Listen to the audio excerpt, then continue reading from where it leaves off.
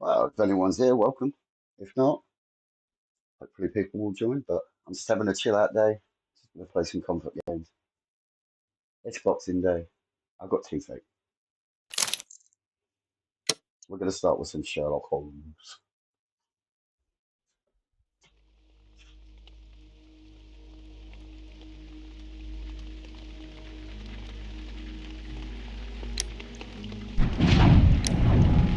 I have already played this plenty of times.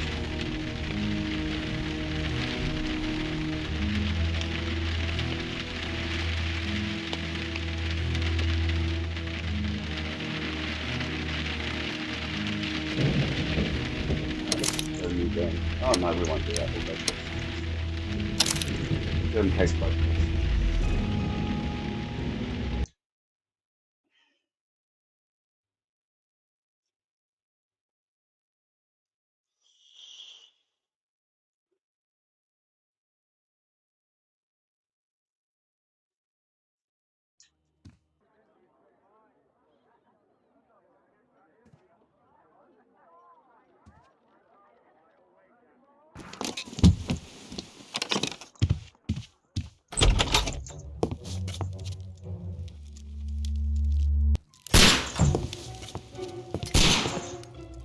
Holmes!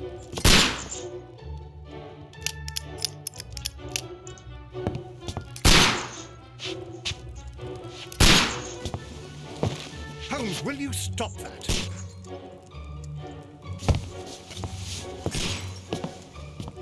You are utterly mad.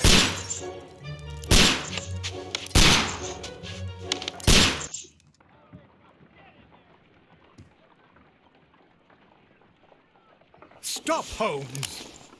Is that you, Watson? Yes, of course it is. And you almost killed me.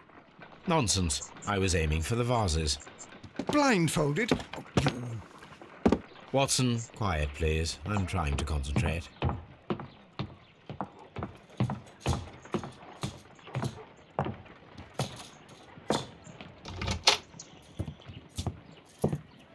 Ah, Lestrade. What is it this time? He can see me. Well, here it is, and it's a good one, Mr. Holmes. A gentleman by the name of Peter Carey, also known as Black Peter, has been murdered. A sailor, most probably. What happened here? Oh, Mr. Holmes, how could you? It's the only exercise I've had all week. A grateful client from Limoges sent me a vase collection this morning. I couldn't think of a better use for it. You're out of your mind. I missed 4 out of 10.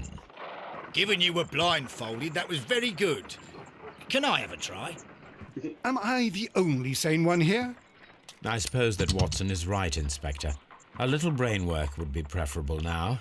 Do please tell us more about Black Peter. Peter Carey, born in 1845 and 50 years old. An ambitious sort, he achieved much success in seal and whale hunting around Scandinavia. Retired in 1884 with a small fortune. He invested his money in a property called Woodman's Lee, near Forest Row in Sussex. It was where he lived for 6 years, and where he was found dead yesterday. Has the investigation already begun? Yes and no. In fact, this crime is so mysterious that I would prefer you to join me down there. Give me half an hour to prepare, Inspector. Take your time and join me there. I have to go through the yard first. The Medi men struck again. What have they done this time? They robbed a powder reserve. I'll meet you at Woodman's Lee, Mr. Holmes. I should help Mrs. Hudson here. I also have several appointments that I must keep this afternoon. I shall go alone, then.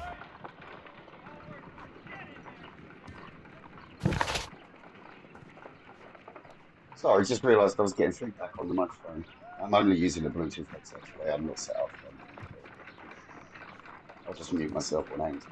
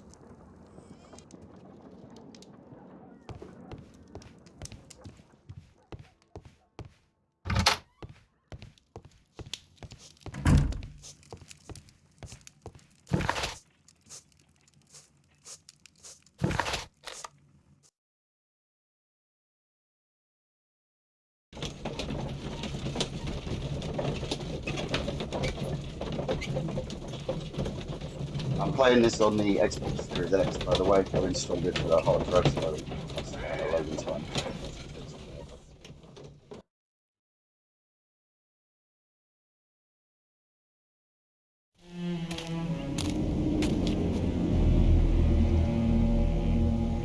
Mr. Holmes, I'm over here. Come on.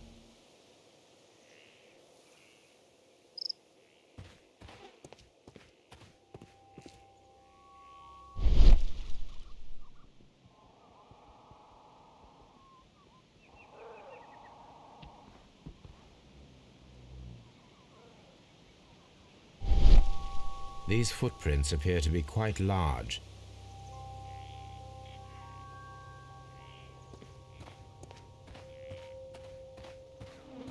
Mr. Holmes? It seems that the garden was well maintained.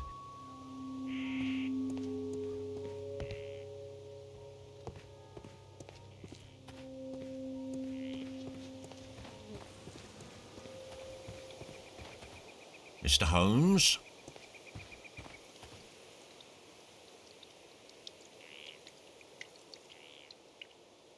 Inspector Lestrade, when will you remove my husband's body? It's sacrilegious to leave him here like this. As soon as we can, Mrs. Carey, I assure you. Allow me to introduce you to Mr. Sherlock Holmes. He's a detective. No doubt you've heard of him. I'll wait for you in front of the cabin, Mr. Holmes. My condolences, Mrs. Carey. Thank you, Mr. Holmes.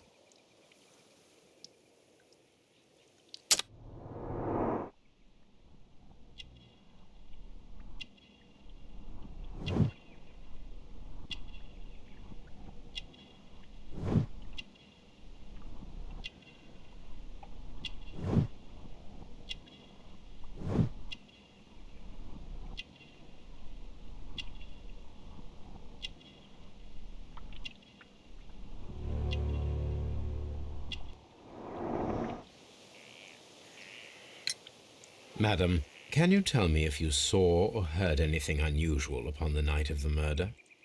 At 2 o'clock in the morning, I heard a terrible scream, but I thought nothing of it then. He would scream all the time when he was drunk. Can you please tell me what occurred on the evening of the murder? Well, Peter got drunk in the evening. He was in such a terrible temper. Usually, whenever that happened, he'd stay all night drinking in his cabin before passing out. Do you remember at what time you found your husband's body?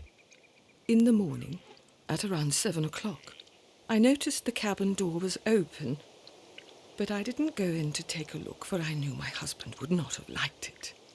At around 10 o'clock, I dared to glance in through the door and, oh dear. Was your husband accustomed to receiving visitors? Oh, no, I don't think so. I mean, he didn't really have many friends. We lived quite an isolated life here, after his retirement.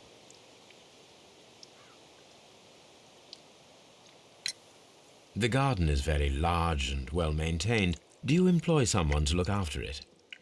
It is true, there is a lot of work, but my husband took care of it himself.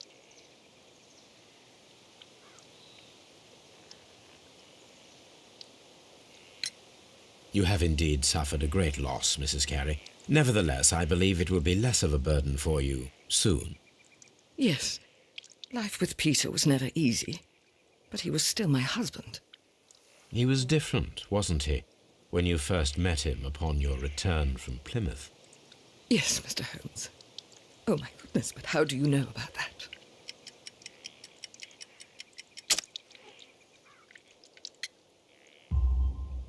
You undertook a pilgrimage to the Cathedral of Santiago de Compostela when you were young.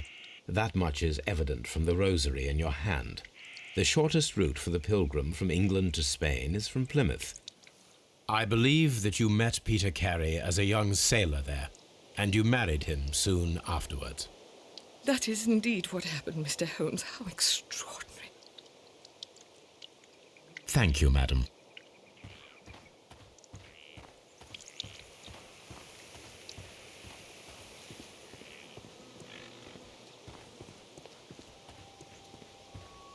Peter Carey's body is inside the cabin. We took care not to touch anything.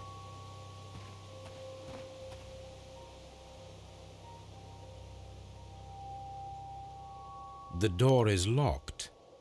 Wait just a moment, Mr. Holmes, and I'll open it.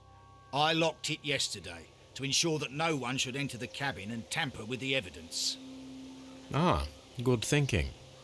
Hello, hello, hello. What is it, Lestrade? It seems to me that someone has tried to force it, Mr. Holmes. Let me see.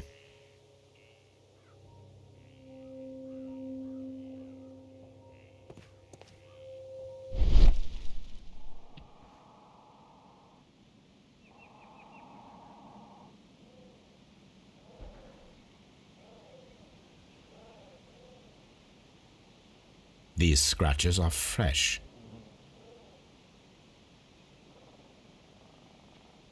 You're right. Someone tried to force open the door. I swear these scratches were not here yesterday. Our mysterious visitor came here last night. Well, he's not the man for the job. This lock is not a difficult one. Perhaps he did not have the right tool.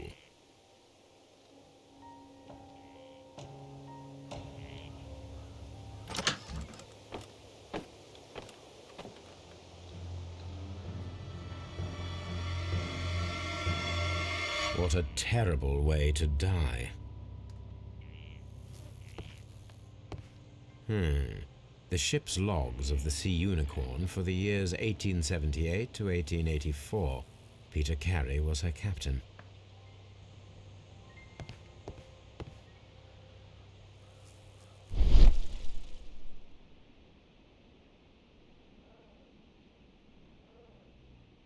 This place is not covered with dust, like the rest of the shelf. An object was taken from here. It was larger than a book, a box or a small chest, perhaps.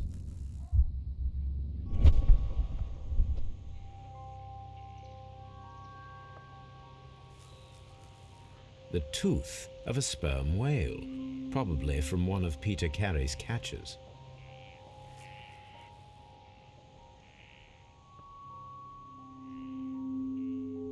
Hammerfest. Dundee. It's a whaling map.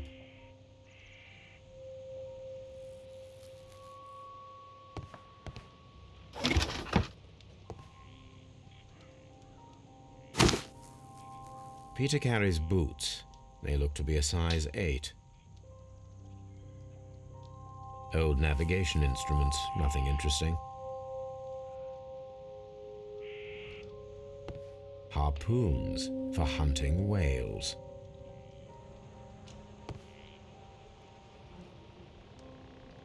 Someone drank from this glass recently. Rum, a sailor's drink. It seems that Captain Carey was enjoying a drink before he met his death.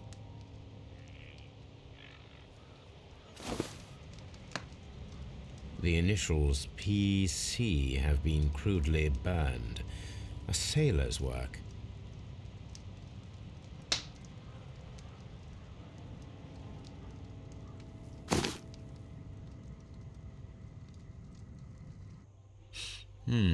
This aroma is familiar, but to recognize it, I must construct my associations in one picture.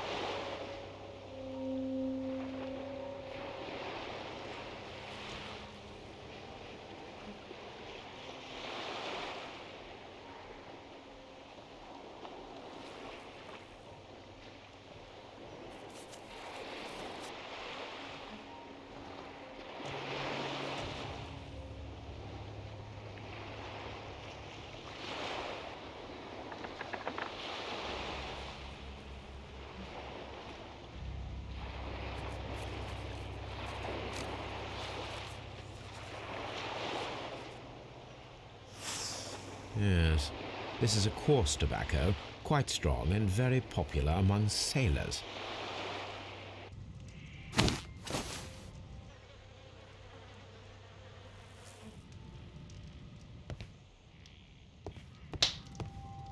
The Sea Unicorn. She was the ship that Peter Carey commanded.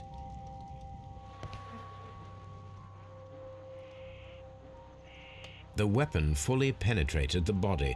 The force of the blow was immense.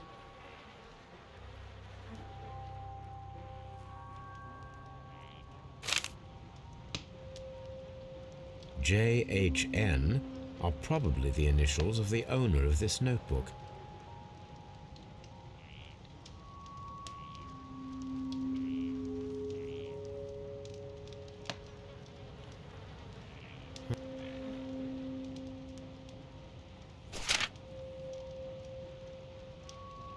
These abbreviations mean something, but what?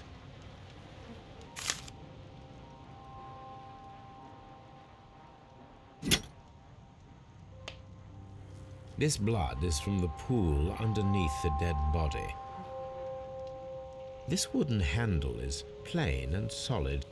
Peter Carey tried to defend himself with this knife, but he did not succeed. This man is in his 50s, yet he still looks quite strong. Peter Carey was fully dressed. He was not caught by surprise. It is possible that he knew his murderer. Peter Carey was impaled to the wall by a whaling harpoon.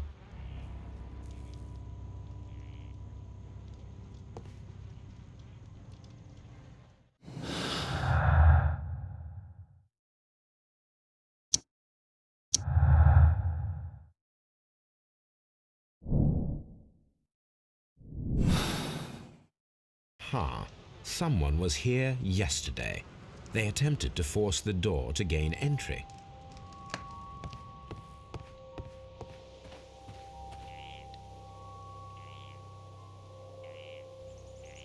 Well, Mr. Holmes, what do you think? I think that we are lucky, And why is that? because of last night's attempted break-in. Oof, you've lost me. It is very probable that whoever came here hoped to find the door open. They tried to force it with a knife blade, but they failed. What will they do? Why, return tonight, when they will be better prepared. Aha! So what do you propose? We shall remain on the outside, near the window, where we stand the best chance of catching sight of our visitor. Well, gentlemen, ready your pistols. We have a long night ahead of us.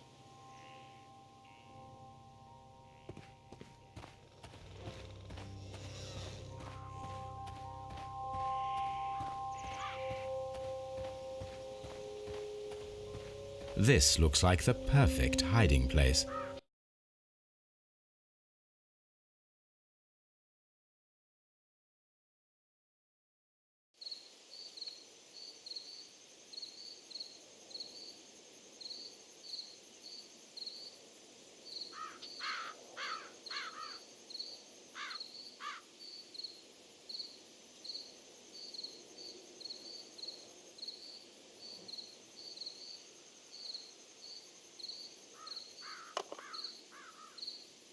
Shh!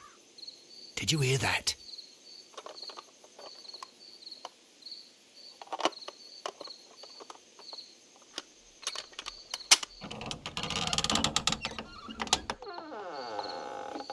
There's someone there. I'm gonna collar him. I'll be right behind you. Police! Hold it right there.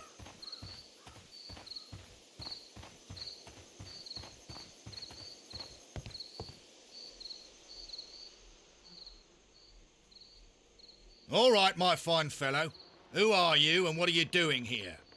You're detectives, I suppose. You imagine that I'm connected with the death of Captain Carey. I assure you I'm innocent. Innocence? Then what are you doing in his cabin? Shall I tell you? You came to retrieve what you had lost after killing Peter Carey, but we were here waiting for you. What is your name? John Hopley Nelligan, but I didn't... Do you deny that you came here yesterday? No, but yes, it's just that I couldn't... I'm tired of this. Off we go to the yard. Tomorrow, I'll see that you're put in front of the judge. What? But you can't! I'm not... It's a terrible mistake! Enough. You can explain all of that to the judge. You're coming with me to the yard. But... In light of recent events, it seems evident that your coming here was unnecessary. All the same, I'm very grateful to you, Mr. Holmes. You are welcome, Inspector, but please don't be too hard on our young fellow. I would like to question him tomorrow morning.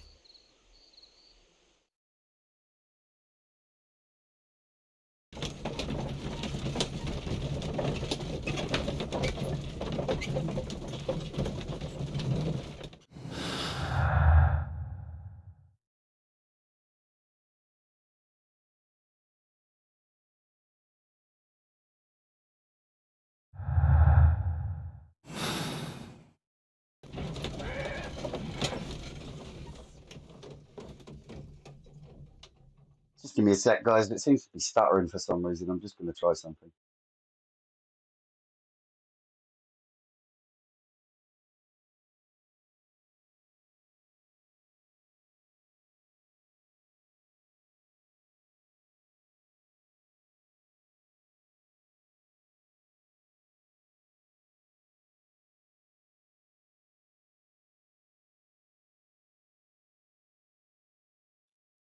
All right, let's see how that works.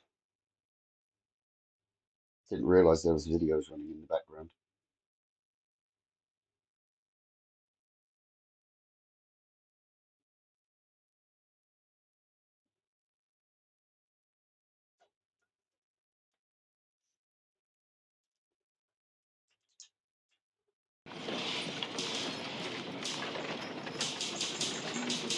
Oh no, we're at the police station.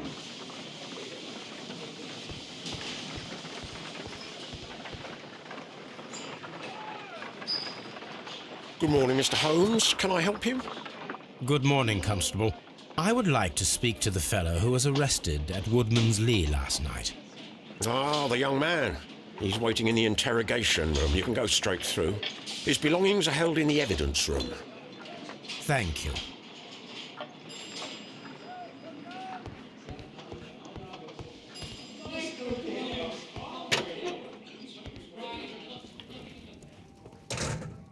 These are the suspect's belongings. The notebook that we found on Peter Carey's cabin floor. A pocket knife. It was used to force the door of Peter Carey's cabin. A handkerchief with the initials JHN.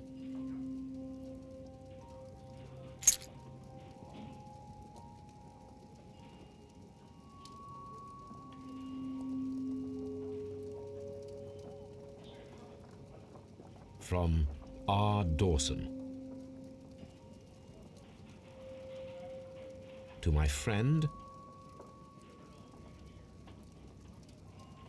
and partner, 1883.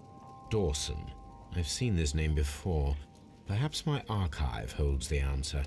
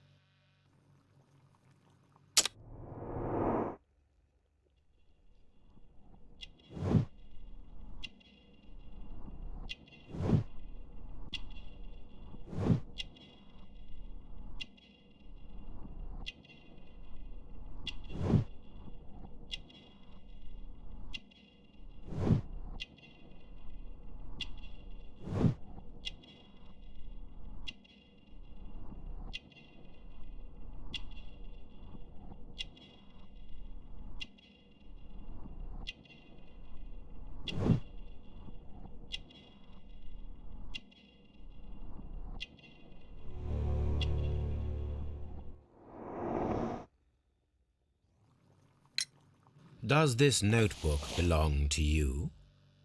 Yes. But where did you find it? I did not know... I thought I'd lost it at the hotel. What do these abbreviations mean? Oh, no. I beg you, I can't. If I told you, it would only make things worse. But I will find out eventually, Mr. Nelligan. The sea knife was found near Carey's body. Tell me, Mr. Nelligan, did Mr. Carey try to defend himself or to attack you with it? I don't know. I didn't kill anyone. The police seized this valuable ring from you. Whose is it? I didn't steal it from anyone. It has always belonged to me.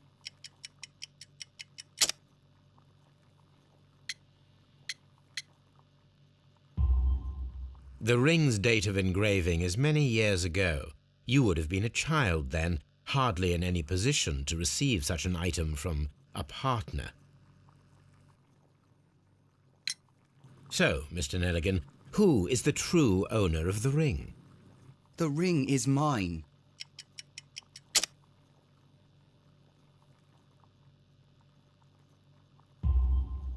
No, Mr. Nelligan. I believe that the ring had belonged to your father. Oh, but how do you know? The jacket you are wearing is made of an expensive fabric that only a man of exceptional wealth could afford. You do not seem to me to be a rich man, Mr. Nelligan. Furthermore, the garment is ill-fitting. It is quite clear that it belonged to someone else, most probably your father. With your father gone and taking with him the family's wealth, as a little boy you had to find yourself a manual job, and it was most probably cleaning fish. You cut your hands often while working. I can tell from the scars. I'm speechless, Mr. Holmes. It all happened exactly as you say. Well, I will see you soon, young man. Please, let me go. I'm innocent.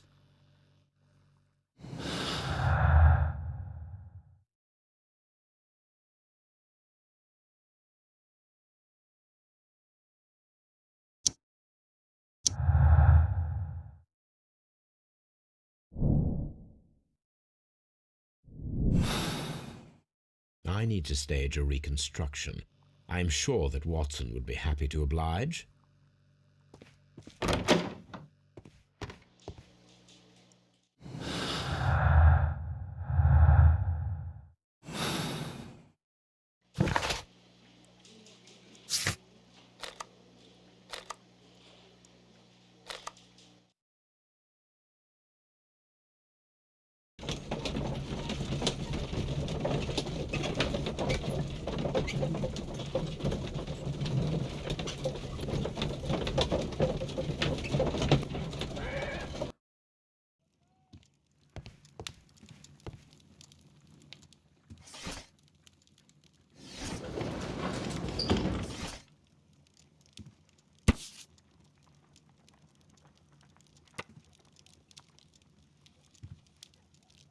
Here it is.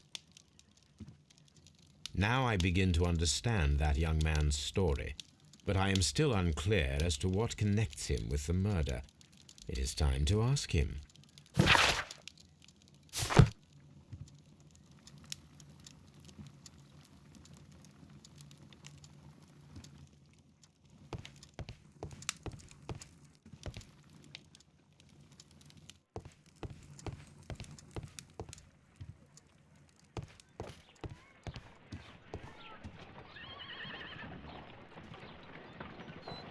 A spot of whaling, Watson? Would you care to take part? Are you serious? No, but we do need to clarify what happened on the night of Black Peter's murder. A reenactment, then? Is something bothering you? The sailor's knife, Watson. Why was it on the floor? Peter Carey attempted to defend himself? It is possible, but if that is the case, then it alters many things. I don't quite follow you. Tell me, my friend, what is the animal closest to man, morphologically, I mean? Ah, I see what you're getting at, Holmes. You asked me that once before. On the Ripper case, I believe. Do you want to slit some more pigs' throats? No. Well, thank goodness for that. I wish to impale one with a harpoon.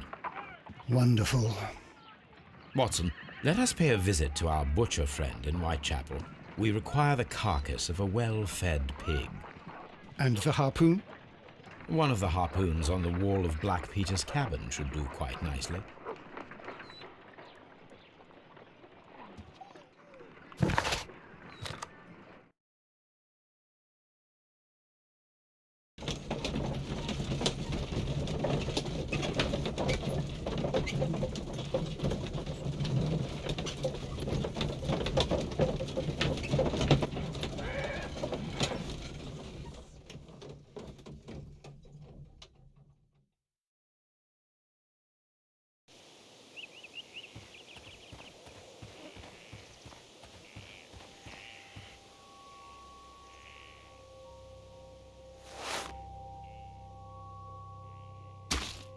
These boots don't match the footprints.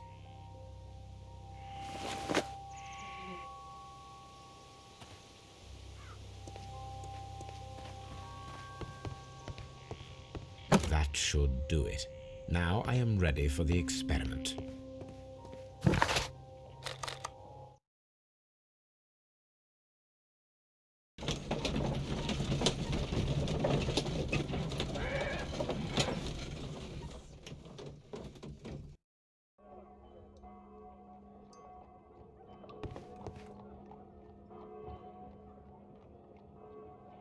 Well, here we are in the preparation room. I can't say that I like the smell of it much. What do you intend to do? To indulge myself in a little experiment. The challenge of lancing a pig's carcass with a heavy harpoon. A little experiment? Stand aside, Watson. This might be dangerous. I am not well practiced in this exercise, yet. Holmes, you should aim for the mark in order to perform the most reliable test.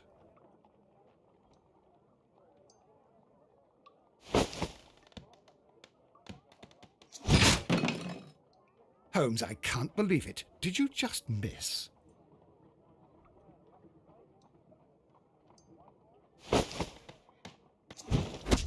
Holmes, you should try to aim better and throw as hard as you can.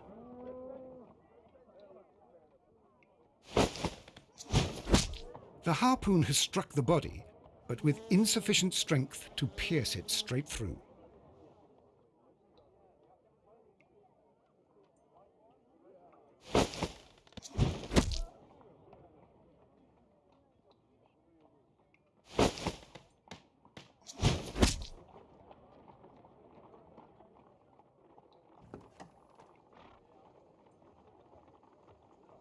This is the best possible result that I could get. Do you see, Watson? Throwing a harpoon and pinning a man to a wall requires either exceptional strength and training or diabolical luck. If it was luck, then it was a chance in 1,000 that night. Well, yes. Let us leave now. All right. But before we go, I suppose I'll have to pay for all these carcasses you've happily mangled. Very well, but please hurry. Of course.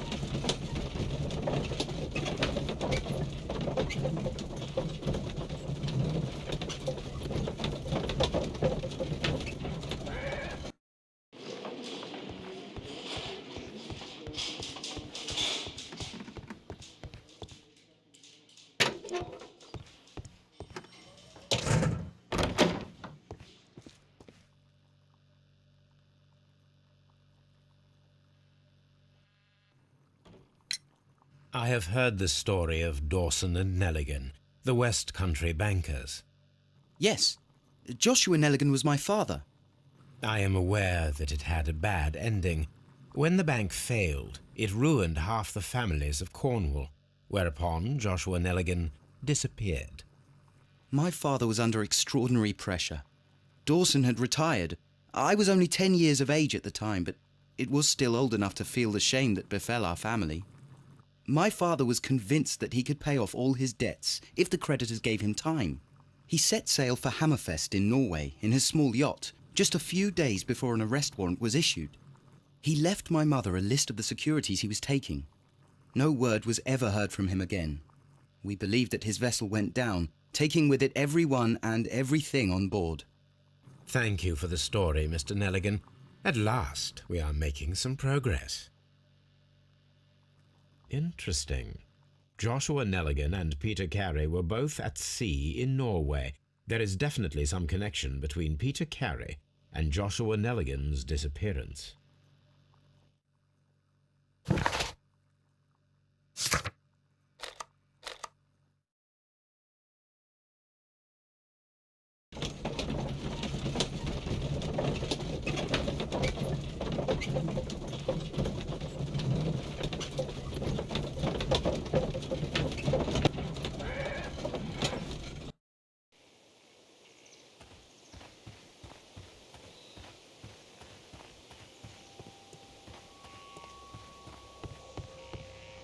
(1883). That's the one I need. This is the crew list of the Sea Unicorn.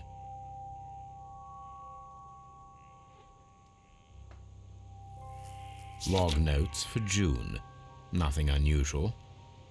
Log notes for July. Nothing special. Log notes for August. These pages have been torn away. Canadian Pacific Railway, CPR, a torn piece from a bond certificate. I have seen this abbreviation somewhere very recently. There are 3 ways of discovering what happened in August of 1883 aboard the Sea Unicorn. The first 2 of these will require speaking with a dead man. The last would be to locate vital witnesses, the sailors involved in this whale hunt campaign.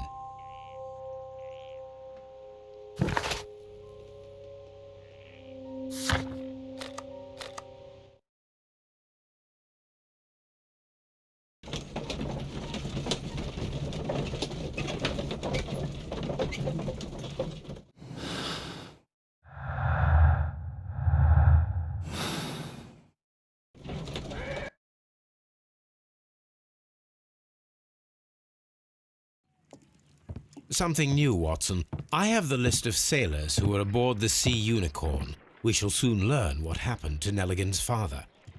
I have only to find them. Let us hope they are still working at the harbour. I think that if you pretend you're from Scotland Yard... I doubt it, Watson. And really, I would prefer that all of this remains quiet for now. But I have another solution. I'll call in the specialist. And who might they be? The secret police division of Baker Street. Ah, you mean young Wiggins and his gang? Yes. Believe me, you'll receive more useful assistance from these little urchins than from a dozen yard detectives. Those children are everywhere. They see and hear everything, and they are cunning. All they lack is organization. I'll summon them. How will you do that? There is always a watch beneath our window. I have only to call him.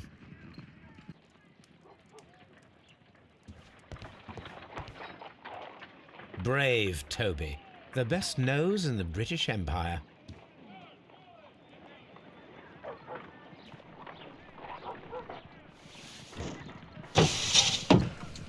Wiggins, could you come upstairs, please? At your service, Mr. Holmes. Wiggins, I need you to track down certain people for me. I'll give you a list. You can read, can't you? Big Oliver from our gang. He can, because his father is the coachman of a famous lawyer. Fascinating. Here is the list of sailors. Sailors? Easy. Just got to look where the rum and the red lights are. Sorry to trouble you, Mr. Holmes, but the inspector asks that you come to the station as soon as possible. Thank you. I'll be there shortly.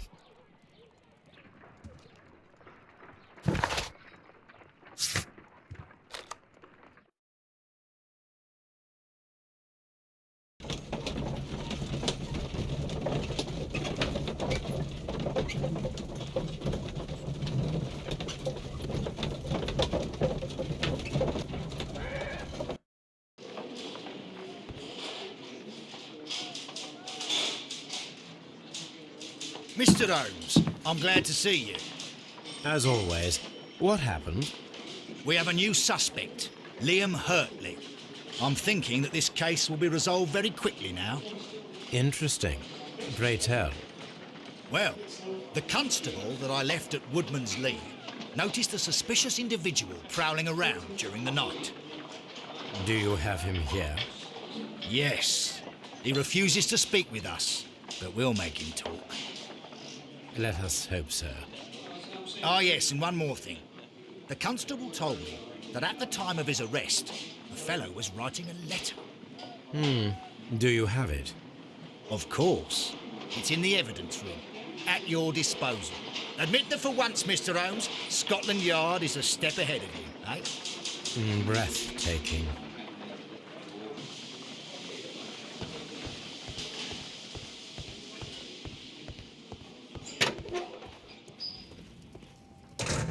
These are the suspect's belongings. Liam Hurtley's old boots. They're a size 9.5. A pen. Nothing unusual about it. The stains are fresh. They can be removed with the proper chemicals.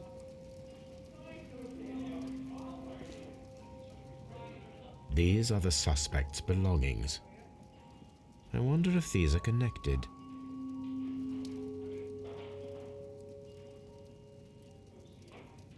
Now we have the proof that Nelligan's papers were indeed here. It seems that they have vanished, however.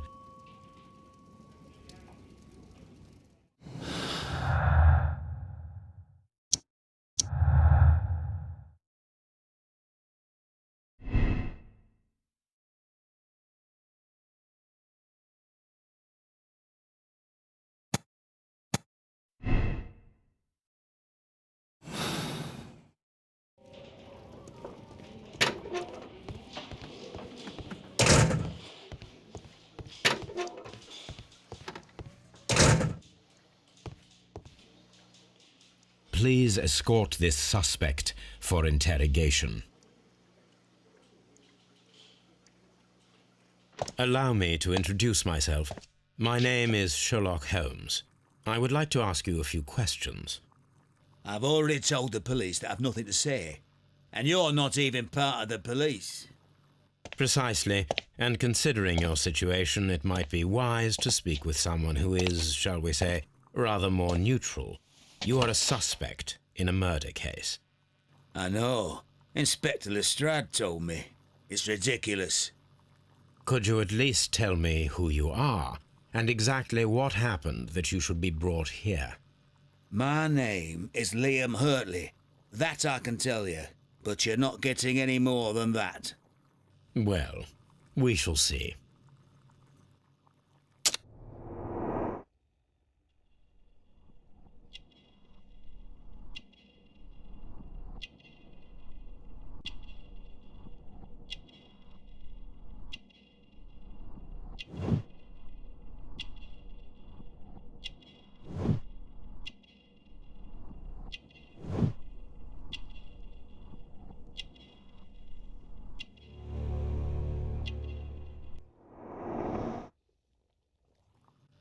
That's all for now.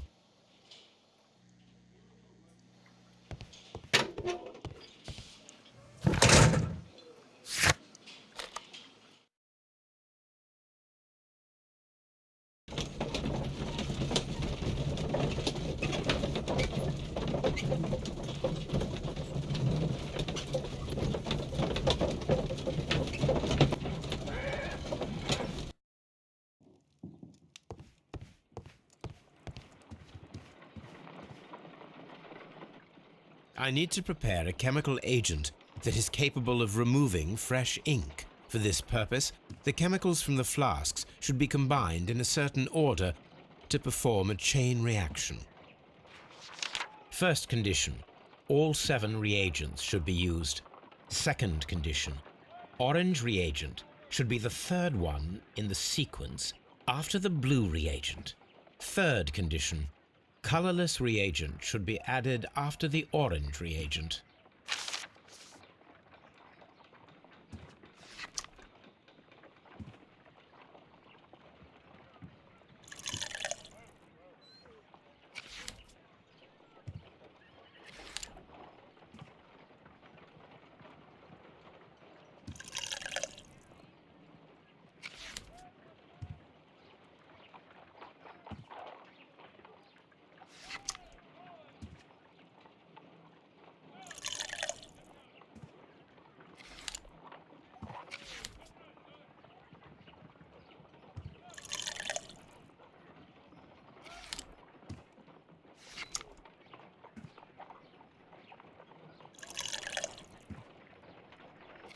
No, something isn't right.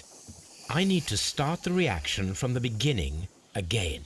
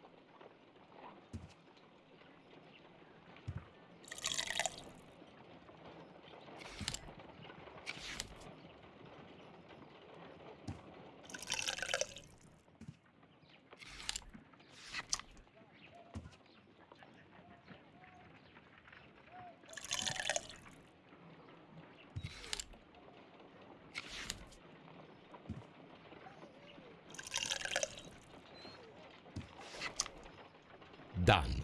Now I can proceed further. Let us see if the content of this letter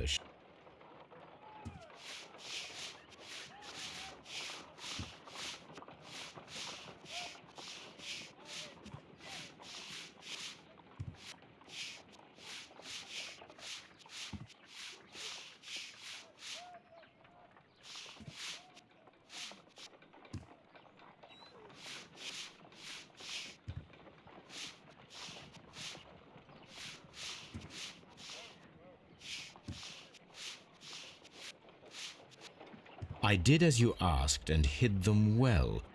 Interesting. How would Hurtley react to this?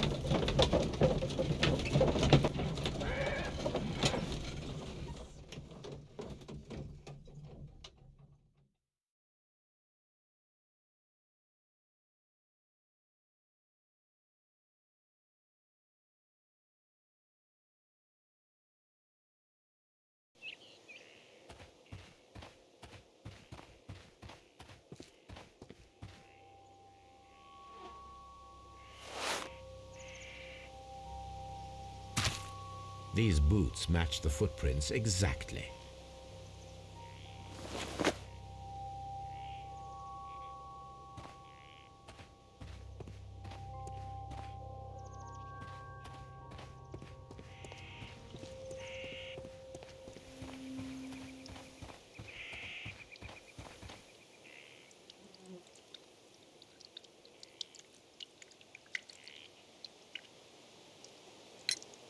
Is this your husband's tobacco pouch?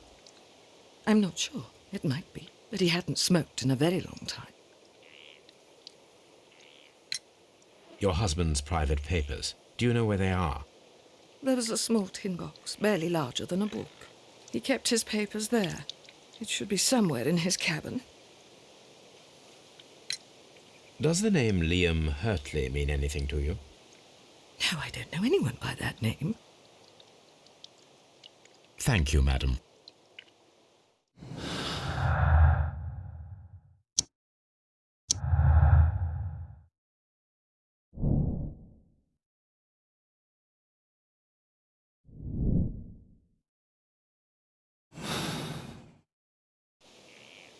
Who could do such a thing?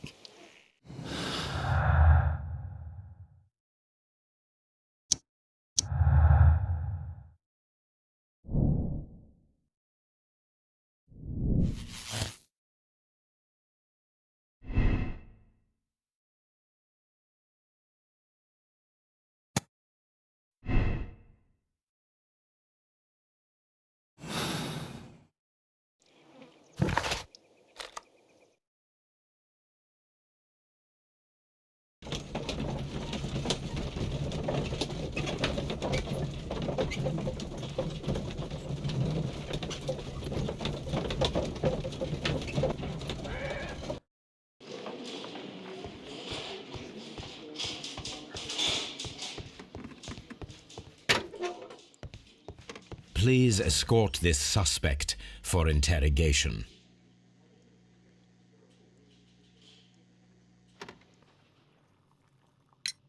Tell me, Mr. Hurtley, what were you doing at Woodman's Lee? Woodman's Lee? I've never been there.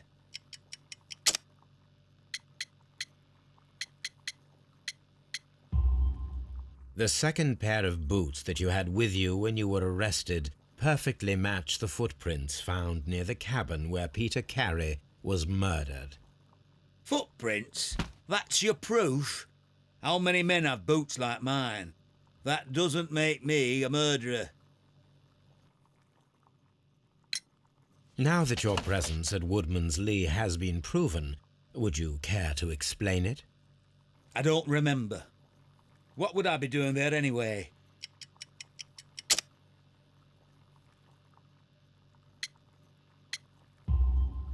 Because you are the gardener at Woodman's Lee. I'm not. How did you... I observed your hands. They told me that you work with the earth.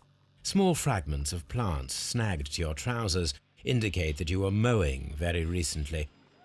But the most obvious clue presented itself in the bird embroidered on your handkerchief. A crested tit, if I'm not mistaken. All right, you got me. Yes, I am a gardener, and I went there to get my tools. So tell me, Mr. Hurtley, what did you hide? Hide? What are you talking about?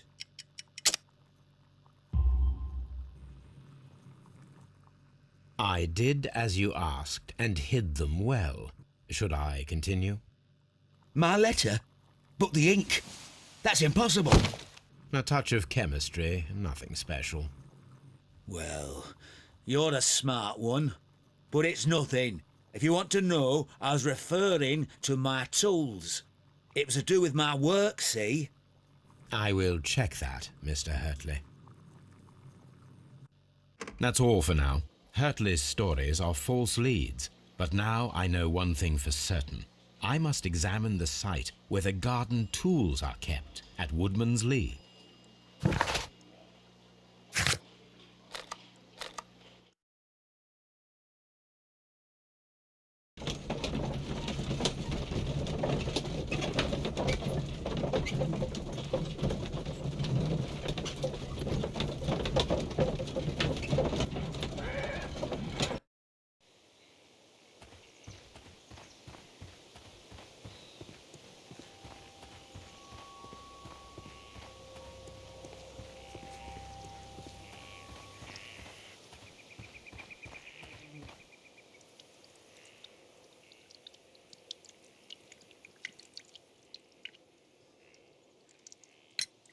Madam, we have information that the valuable stolen papers are hidden amongst the garden tools here at Woodman's Lee. We need to find them. Oh, my. Our tools are kept inside the shed that's right behind me. Here is the key to open it. Thank you, madam.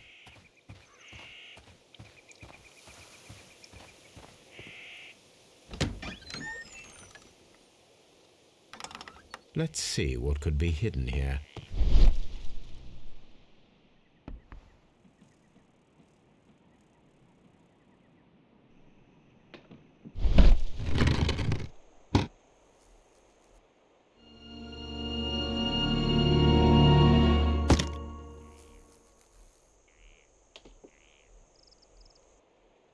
Let us see what is in this box.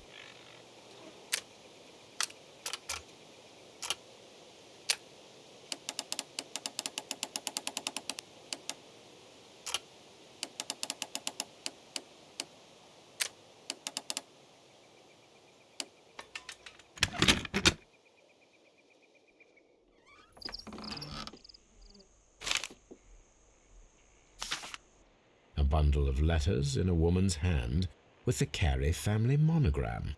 Hurtley and Mrs. Carey were in a relationship. That is interesting.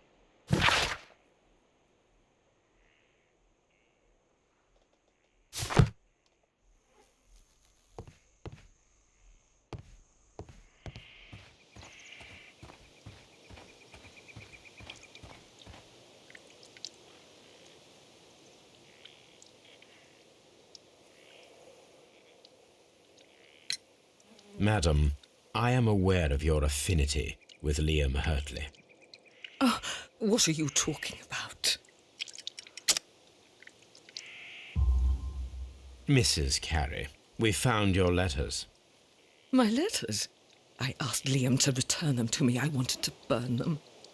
Why did Mr. Hurtley put them inside the garden shed? I don't know. I wanted them back, but I couldn't see him, not after what happened. Well, here they are. Oh, this is terrible. Terrible. Liam, how could he? After what he has done. You believe that he killed your husband? No, I do not know. I do not know. Leave me alone, please. Thank you, madam. I wonder if Wiggins has managed to find any sailors.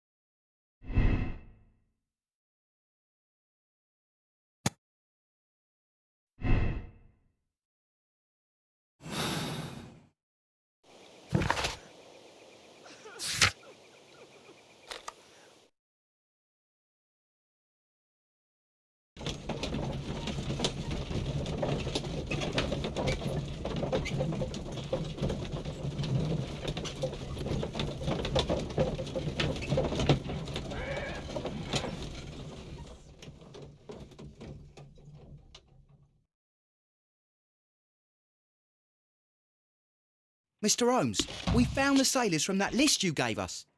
Well done, Wiggins. Let me see.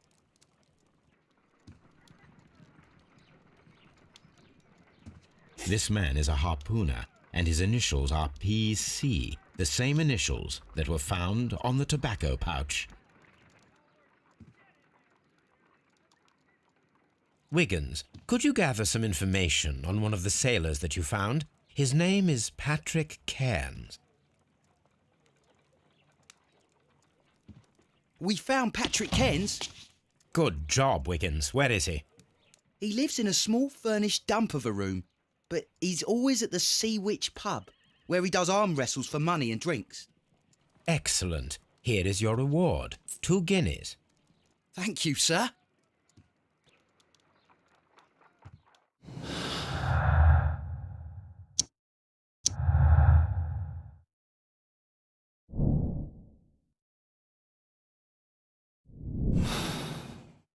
If I wish to speak to Cairns without alarming him, I had better dress as a sailor.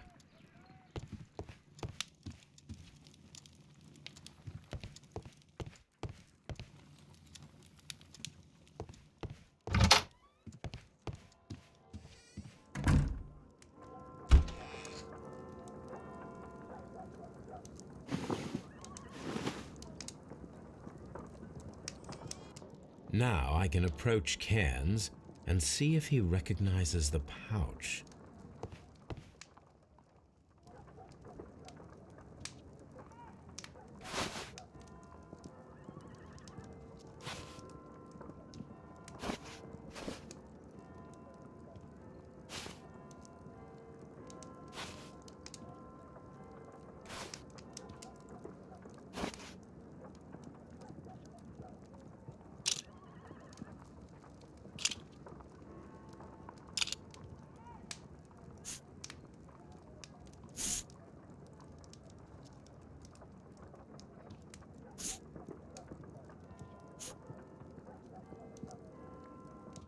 Now I can approach Cairns and see if he recognizes the pouch.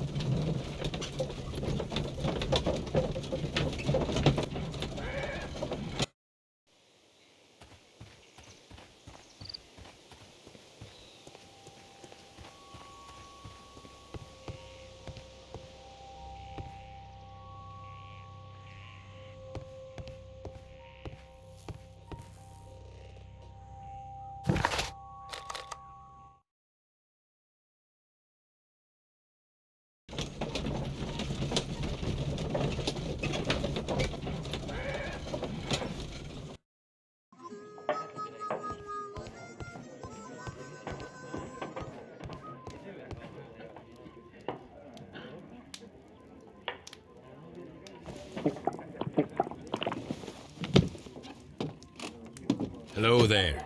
Are you Cairns? What do you want? We've heard all about the gambling on arm wrestling here. You seem like the likely sort, and I'm up for it. I start at 10 shillings. Suits me.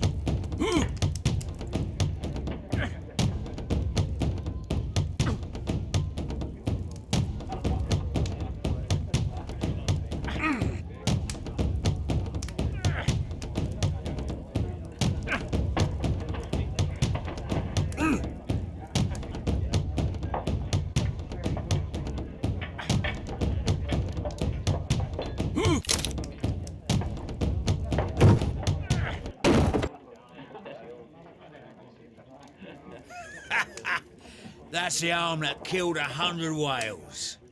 Care to lose another 10 shillings?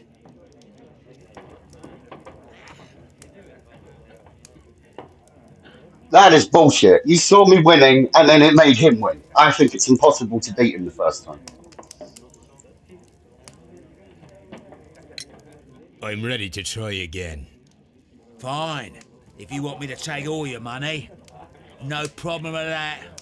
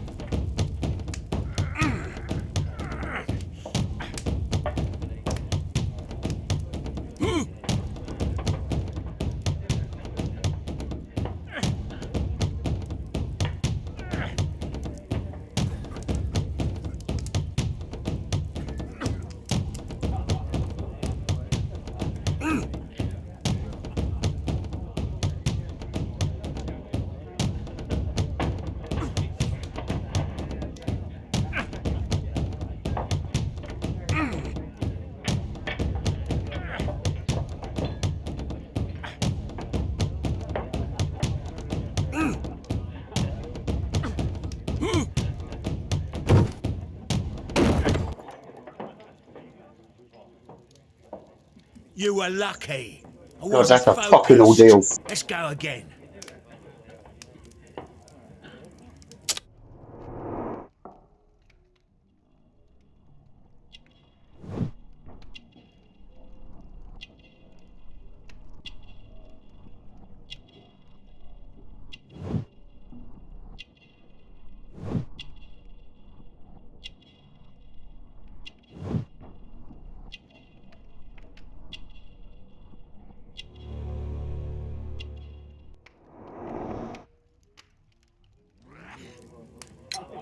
I'm ready to try again. Fine. If you want me to take all your money. No problem with that.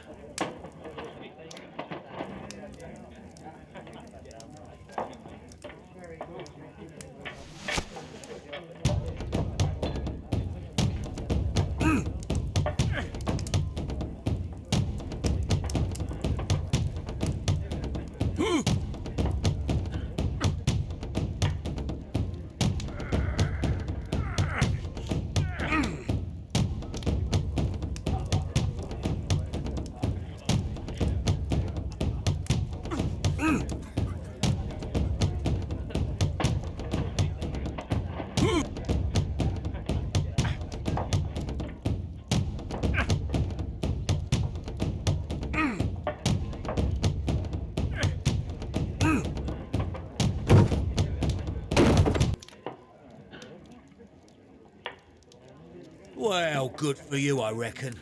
You're stronger than you look. Here's your 10 shillings. I'd like to buy you a drink. Good winner as well. That's good. Let's have a drink.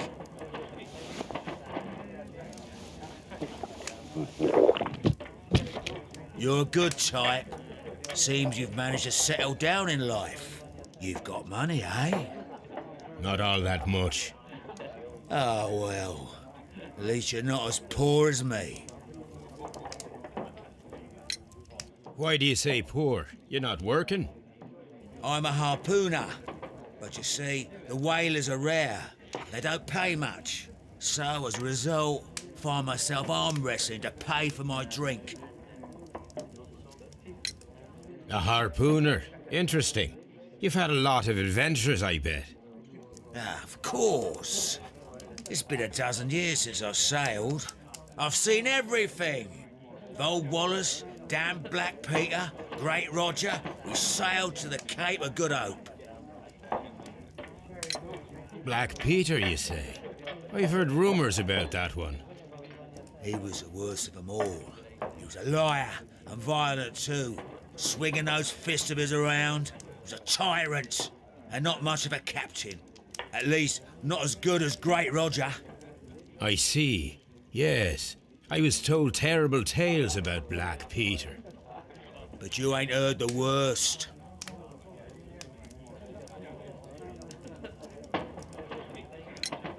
Tell me, and let's have another drink. It was in 1883 that it happened. The August of that year. Peter Carey was captain of the Sea Unicorn, and I was a spare harpooner. We were coming out of the ice pack on our way home. One evening, we saw a little craft that had been blown north. There was only one man on her, and he wasn't a sailor. The crew must have thought that she'd foundered, and they made for the Norwegian coast in the dinghy. I guess they all drowned. We took the man on board. And who was he? I dunno. During the crossing, he and the skipper enjoyed some long talks. His baggage was just a tin box. That's strange enough. Aye. Even stranger was that on the second night, he disappeared. Nobody knew what happened to him. And of course, nobody could ask Black Peter about it. You know what happened, don't you? I do. I saw the skipper tie his heels and push him over the rail in the middle of my watch on that dark night. 2 days before we sighted the Shetland lights. Black Peter's a murderer. Aye. Those that know him wouldn't be surprised to hear it. But all this must stay between us. All right? Of course. Back in a second. I'm off to the Kazi. I'll be here with my drink.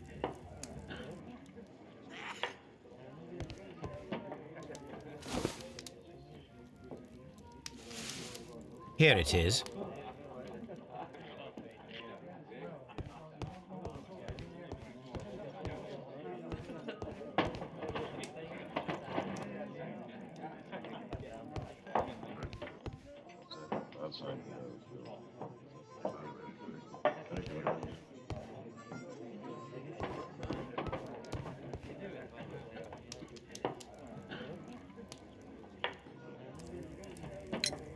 Have you got any tobacco? I've run out of mine. Nah, I lost my pouch. I don't know where. Wait a minute. What's this? Oh, is this your tobacco pouch? Well, oh, it is. Well, I have to go now. I know a captain who's planning an expedition to Cape Cod. Captain Ahab's his name. He commanded the Pequod. He might need good harpooners. I'll tell him about you. Maybe. If you like, aye. I'm done here. It's time to leave.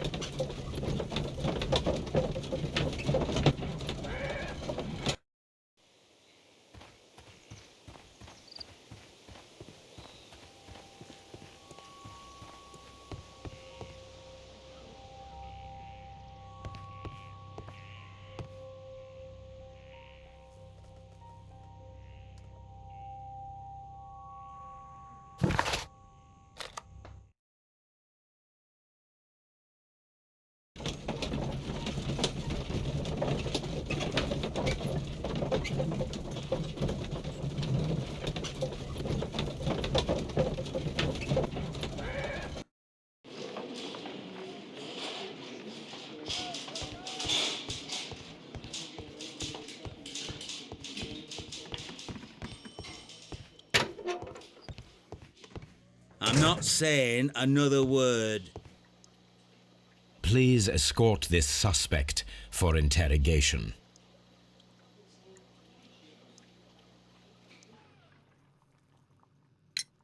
Tell me, Mr. Nelligan, what exactly were you hoping to find inside Peter Carey's cabin? I was trying to find some information about my father. I assume you had another purpose, to retrieve the bond certificates. Am I correct? Yes. I discovered some time ago that a few of the missing securities had reappeared on the London market. You can imagine my amazement. I spent months trying to find them, and at last I discovered that the original seller had been Captain Peter Carey. These papers, they belonged to my family, but I could not find them there. That's all for now. Well, I will see you soon, young man.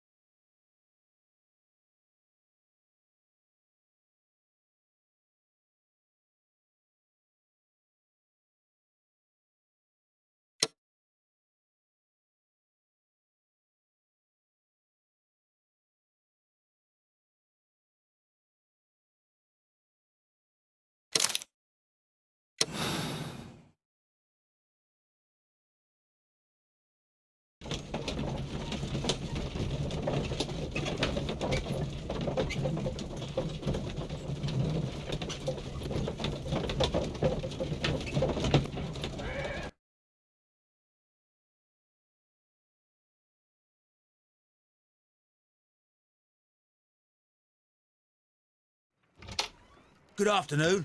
I must be at the wrong address. I'd like to speak with a ship's captain, a Captain Ahab. Is that you? No, my name is Sherlock Holmes. That detective fella? So, you wanted to see me? That is correct. We need to talk. About what? About Black Peter, who was killed in his own hut with a harpoon. You know, don't you? Yes. How? The tobacco pouch. You recognized it. Oh, the sailor. It was you. Unbelievable. Well, fine. I confess. But if you really do know everything, you should also know that I didn't want to kill him. He made me do it. I know. Did you know about this story with the bond certificates? Did you need money? Yeah. I just wanted him to cough up a little silver. I'm out of work, and I thought maybe he could help me. Well, he refused outright, and he insulted me. I reminded him I knew all about that murder he committed at sea in 1883. Then he got mad when I spoke about his treasure. I barely just had time to throw the harpoon at him before he could jump at me with his knife. You know the truth. What will you do now? I ask that you return the bond certificates. Keep some of them. You will need them in your exile. It is better that you leave the country for a few years. And you won't say anything to the police? I will not say anything as long as you return the money. Well, I'll do as you ask. But what about Inspector Lestrade? I will deal with him. Goodbye.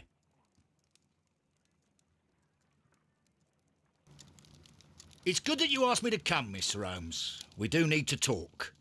About what? What do you mean? Our case, Mr. Holmes. You sent me a message via your little thug. His name is Wiggins, Inspector. Telling me that the case is solved. Well, Mr. Holmes, tell me, who is our murderer and where is he? The morgue. Eh?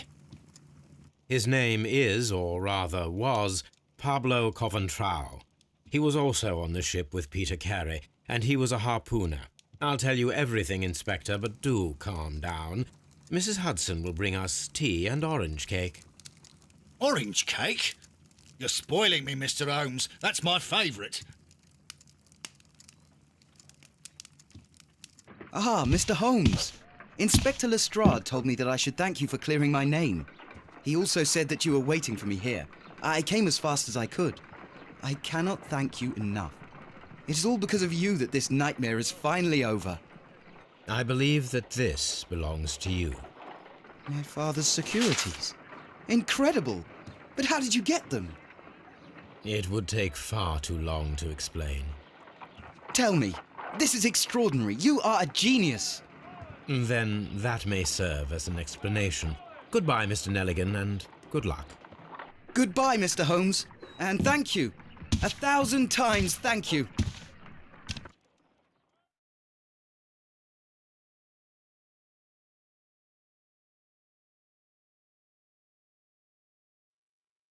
So that's the first case. I chose to let Cairns go.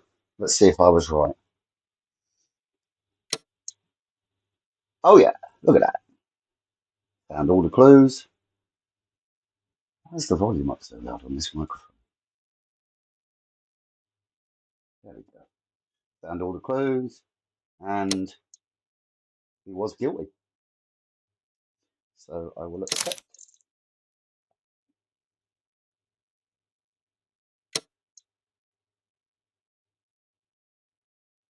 Nice. And on that bombshell, I will be right back.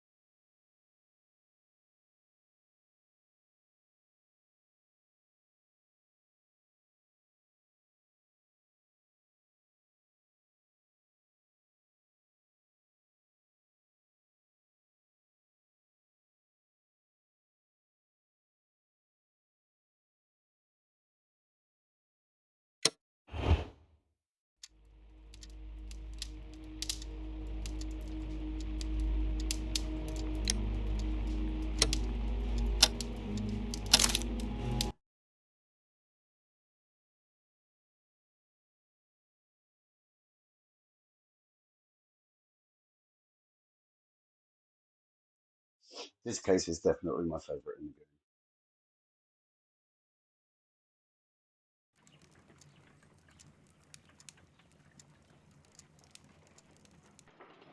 This trip to the countryside will be good for you, Holmes.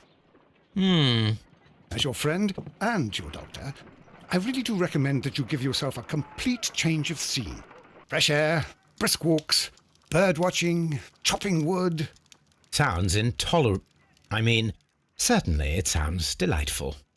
But you haven't yet told me who your friend is, the one we're going to visit. He is a bee lover. A bee lover? Do you mean that he keeps bees? That must be Mrs. Hudson, bringing the warm cloth that I requested. There is someone to see you, Mr. Holmes. I have no time. Send whoever it is away. Yes, Holmes, I really think we ought to leave now.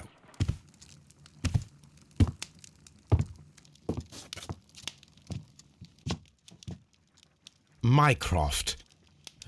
Sherlock. Oh, Mr. Holmes? Perhaps you don't remember me. I'm Dr. Watson. We met at the Diogenes Club a few years ago. I documented our encounter in a short story I gave the title The Greek Interpreter. He does remember you, Watson. My brother remembers everything, and that is why he is so valuable to the government. We're about to depart for the train station. I know. You know? Sherlock, I need your help.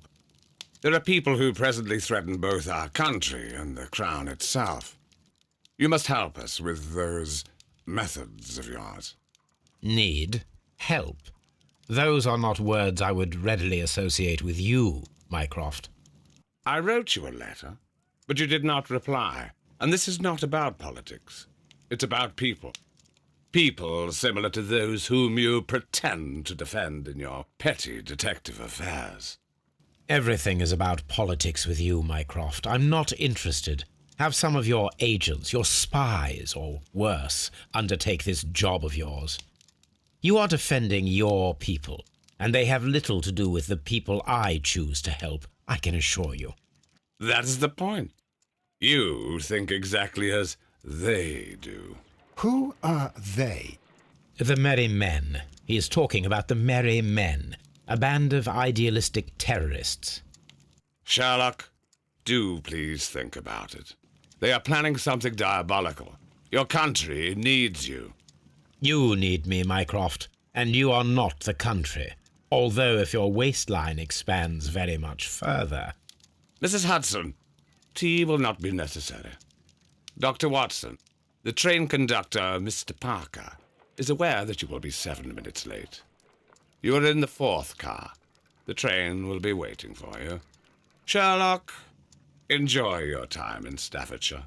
And do, please, at least write to me on your return.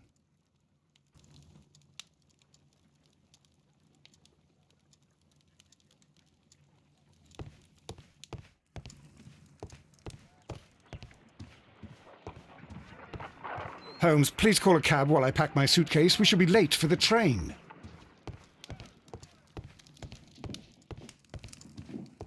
Watson, I'll hold a cab for us. We leave in 5 minutes for the station.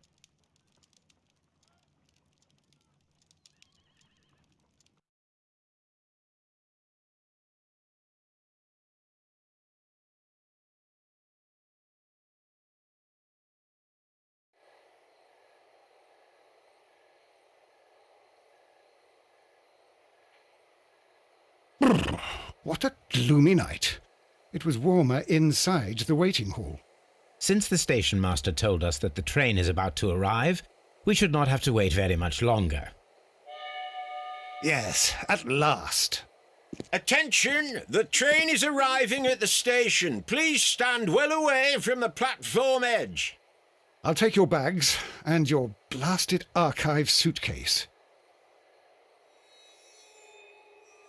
But, Holmes, the headlight. It's faded away. Something is wrong. I can't hear any sound from the incoming train. Excuse me, sir. Can you explain what has happened? I don't know. It's as if the train vanished into thin air. Holmes, say something. Quick, fetch a lantern and let us take a look. It's too dark. Only fog and rails, nothing else. There is no use in stumbling around here at night. We will come back tomorrow.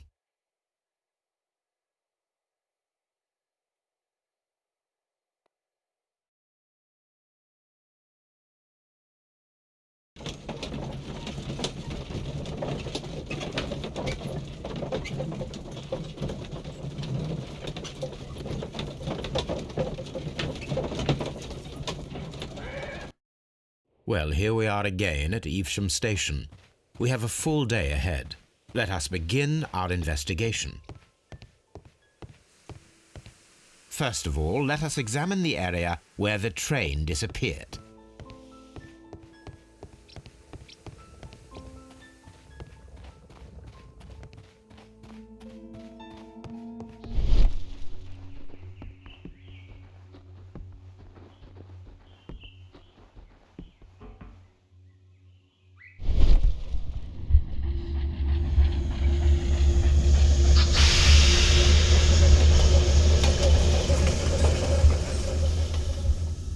This is the place where we saw the train vanish last night. Railway sleepers, nothing unusual. A discarded item, possibly thrown from the train. There are no tracks or footprints on the ground. The rails have not been touched. There's nothing unusual here. There are no signs to indicate that the train ran off the track, nor are there any other traces. There is nothing whatsoever. There are no clues. But then, a negative result is also a result. Oh, I see what you're getting at. No clues, and you're smiling. Yes, Watson, I do smile on occasion. This mystery appears very promising. This investigation won't be simple. We shall require a map of the region. Perhaps the station master could lend us one.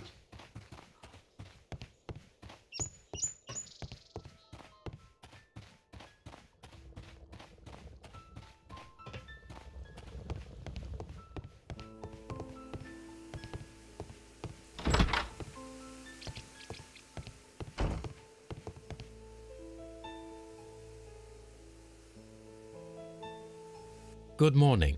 Allow me to introduce myself. My name is Sherlock Holmes, and this is my friend and colleague, Dr. Watson. Yes, I remember you. I'm Station Master Everett. You were here last night. So, you are Mr. Holmes, the great detective. Will you be investigating what happened? I shall indeed. It is extraordinary that an entire train could disappear like that. And to think of all the poor people inside it, the passengers, the driver.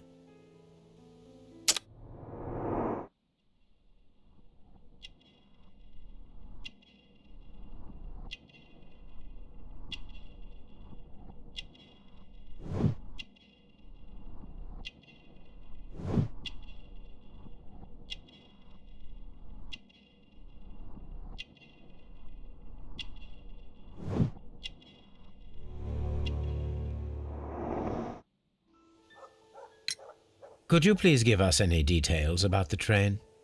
Well, there was nothing so very special about it. At least not that I can recall. My memory's not what it used to be. However, if you need it, you can have the train composition report. It's inside my office. I would be glad to have a detailed map of the local railway district. But of course, please, take the one that's pinned inside the waiting hall. See you later, my good man.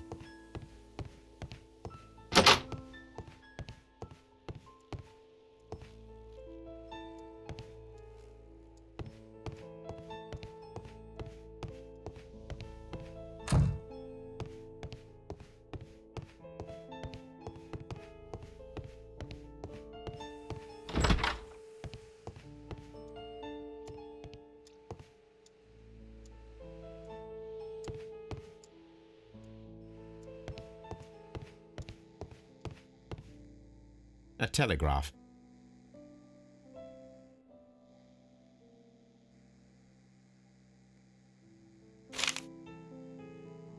a new telegram. I think we should meet this Mr. Robinson.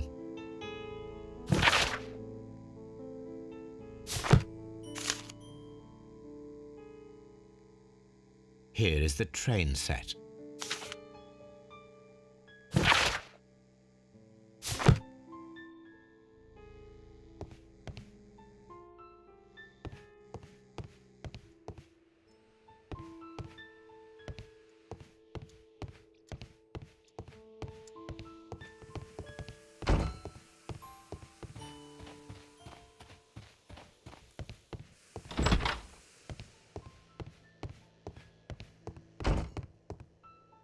This map will be useful.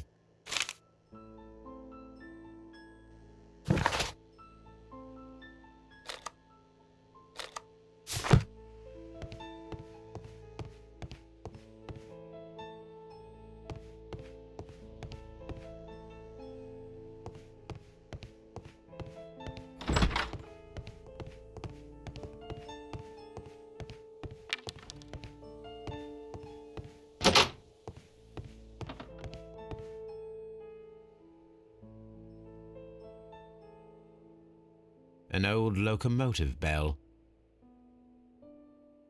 This part is probably from a locomotive. This place serves as a storage area for the station.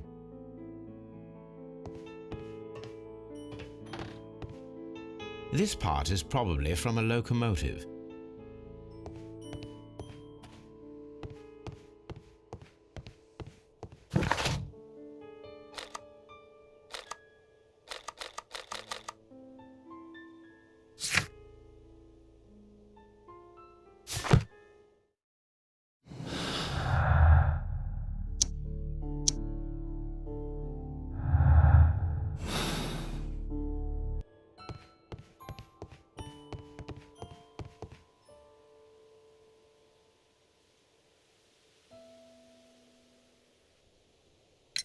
According to the train composition report, there was a special wagon. What does that entail? That's a highly secure car, ordered by a private party. It is generally to carry something of value. Those wagons have iron walls, you know, without any windows, and they're fitted with a complex key lock. That is important information. Do you know what was inside this particular wagon? Certainly not. No, that's private. And it's not my responsibility to allot the wagons to whoever. Was there anything exceptional about any of the passengers aboard the train? What do you mean? Like officials? I wouldn't know. Oh, but now that you mention it, yes, there was something. There was a message from Bridlington station saying that the train had been delayed because of an issue with the passengers. But what kind of problem that they didn't say? That is interesting. You mentioned a problem at Bridlington Station. I should like to visit this station. Could you mark it on the local map? Of course. It's a suburban railway station. You might take a cab there. See you later, my good man.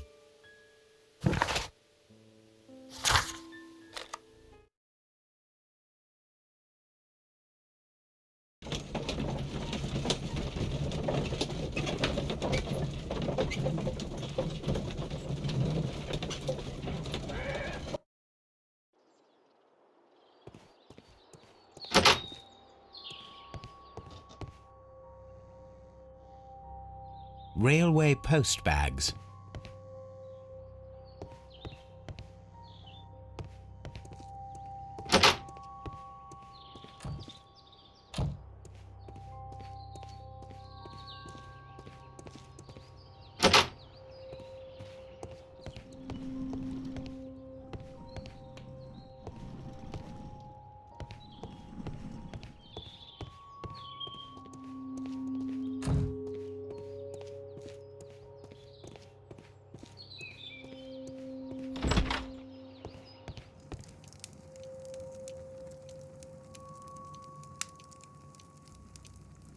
This is an absolute scandal.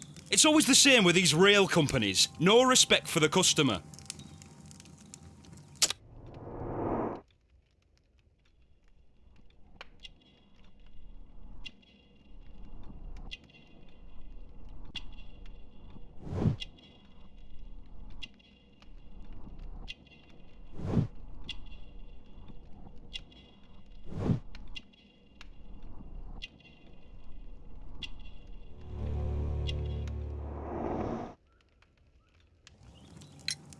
Please calm down, sir. What is your concern? Concern? What is my concern? I'll tell you what my concern is. Last night I were on the train as usual with my colleague, heading home. Then along came this ridiculous ticket inspector, who started arguing that our tickets were invalid. He made us get off the train, and he was extremely rude about it. Were you aboard the train that vanished last night? Yes, I heard that it disappeared, but I don't care because we would have stopped before then anyway. Our tickets were valid and no doubt about it. And then, to top it all, the ticket inspector pushed everyone else out too, except for a bunch of rich. Well, because their type don't need a ticket. Can you recall anything more specific about this fortunate group? Well, yes. They were all foreigners. Spanish-looking toffs with snake eyes. Goodbye, sir.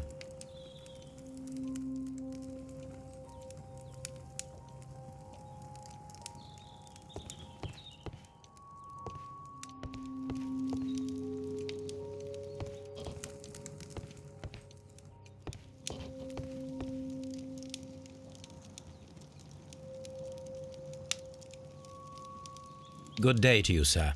Good day. To whom am I speaking? My name is Sherlock Holmes, and this is... Are you a representative of this damned railway company? Because I have a complaint. We are not from the railway company. We are... Well, in that case, Mr. Shamrock Flomes, please excuse me, but I'm not in the mood for idle chit-chat at the moment.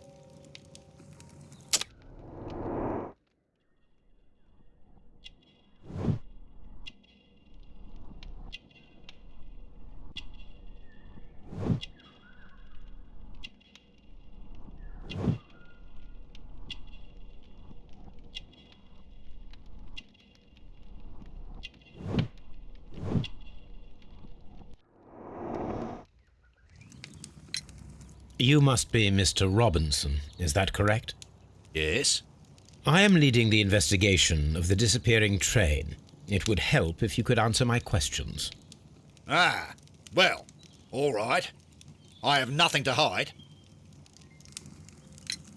I presume it was you who placed the order for the special wagon. Yes. It was to transport my valuable prototype safely to London. My prototype is a revolutionary device. It is capable of producing electricity. I'm a businessman and an engineer. I had already found several potential customers for my invention, but I was very optimistic about the directors' board who were travelling on the train last night. You mentioned a director's board. Which company do they own? The Chilean Barcazes Company. I had made an appointment with them. Now they are lost, along with the train and my prototype. What do you know about the Barcazes Company? It's a large South American company. They showed a great deal of interest in my prototype, and they seemed wealthy enough to do business with. This revolutionary machine of yours, was it very valuable? For God's sake, sir, it is priceless. It could change the world we live in, and yet I was selling it for almost nothing. I am a humanitarian, you see. I do not know if I will ever be able to get over this disaster.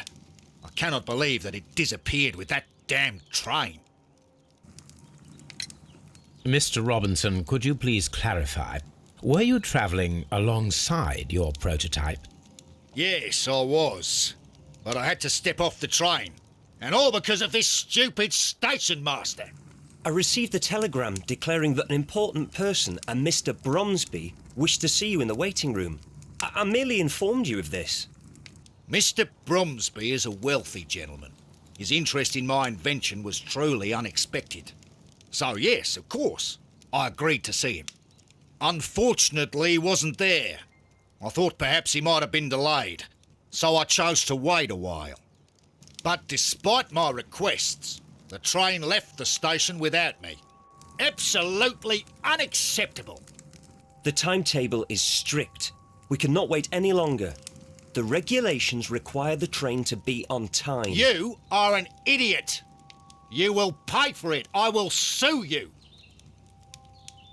The ticket inspector forced all the passengers from the train except for the directors of the Barcazes Chilean company.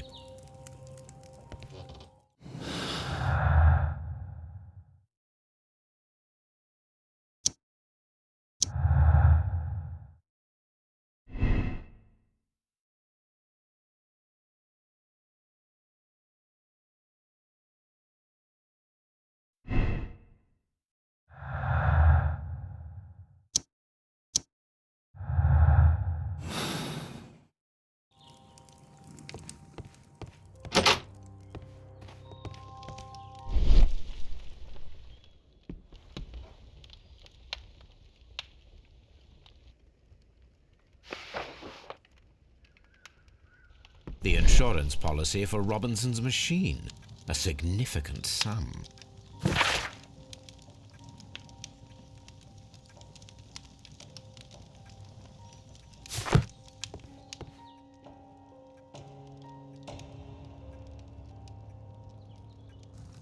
Good day to you, gentlemen. How may I help you? Good day to you, sir. My name is Sherlock Holmes. I am investigating the unfortunate disappearance of last night's train. I see. I'm Station Master Bertram, but my supervisor has not informed me about this. I do not know if... Do not worry. I have only a few questions.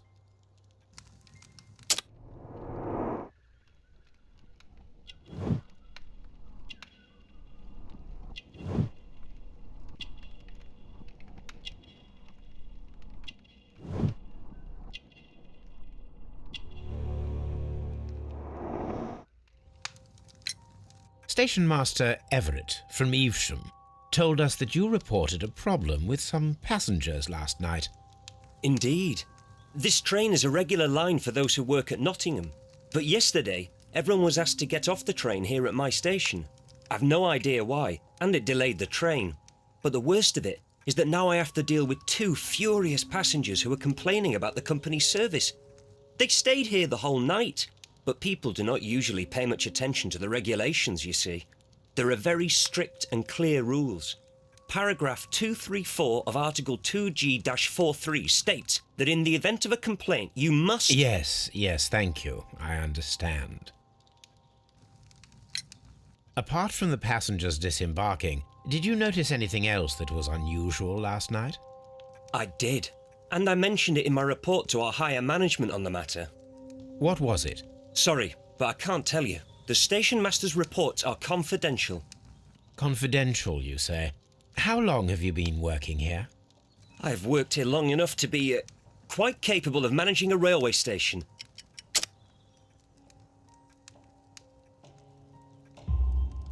Let me speak frankly, Mr. Bertram.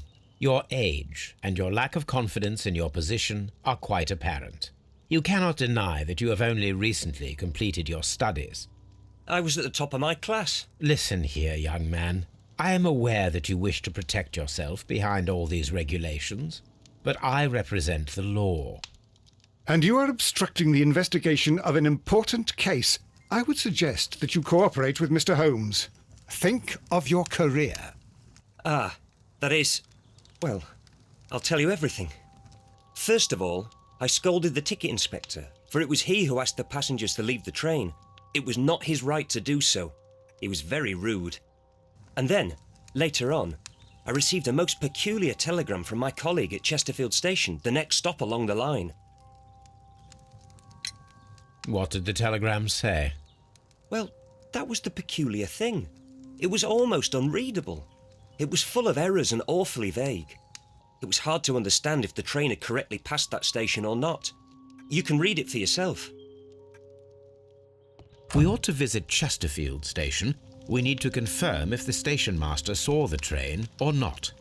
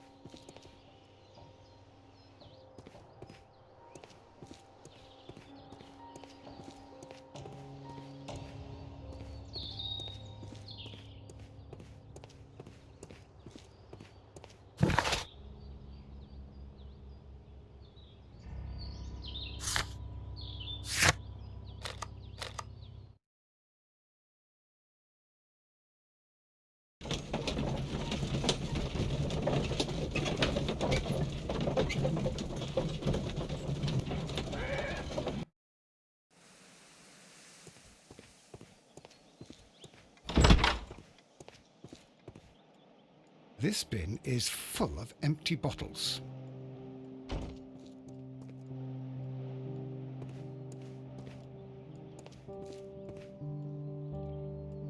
A fishing advertisement.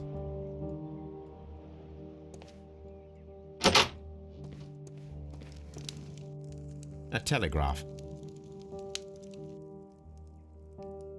I had thought that all station masters knew the Morse code, but apparently not.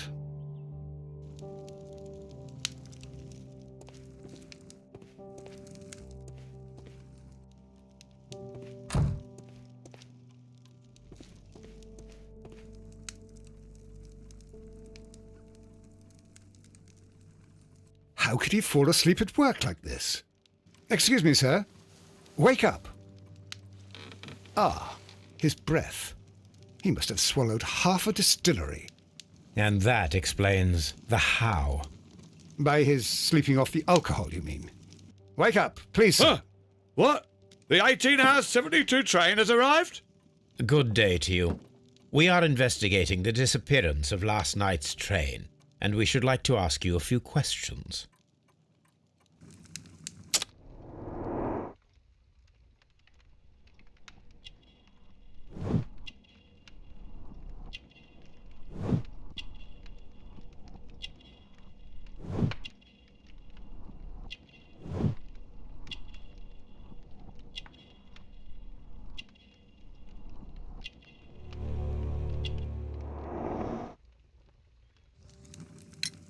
Were there any passengers who got off that particular train at your station last night?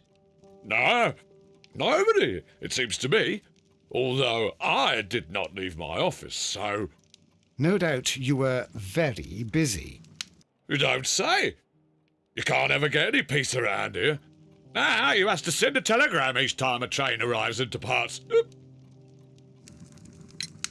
Station Master Bertram from Bridlington showed me a strange telegram that he received from you last night.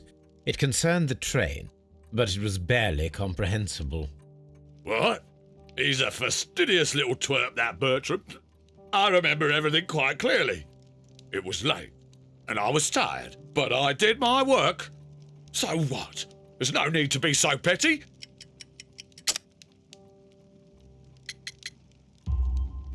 You were not tired, you were inebriated. Tell me the truth now, or I shall not hesitate to document your state in my report. My friend means that you will end up by being sacked from your position. All right. So I was drunk. I don't remember all of yesterday, to be truthful to you. Please don't go harsh on me. Holmes, this man has consumed a considerable amount of alcohol. He's not entirely helpless yet, but... It will not be long before he is. Obviously, his testimony cannot be trusted.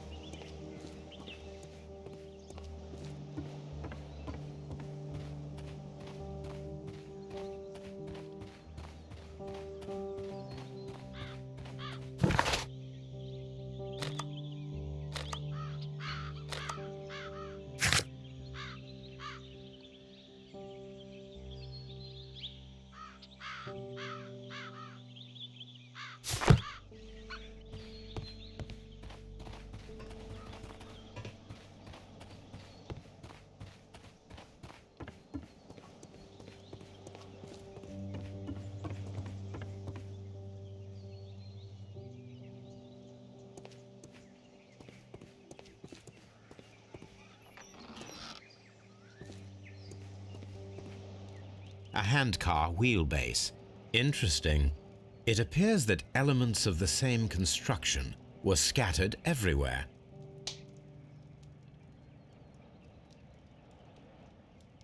Watson, please tell me, do you believe in magic? Of course not, Holmes. Then you are of the opinion that a train cannot simply disappear. Well, we both know that that is obvious. Why are you asking such peculiar questions? A little patience, Watson. You will understand my point quite soon. So, are you quite certain that you saw the train at Evesham Station? Yes, of course. We saw it coming. The headlights, and heard the whistle. But that is it. We didn't see the train itself. But... Oh, Holmes, I'm a little confused.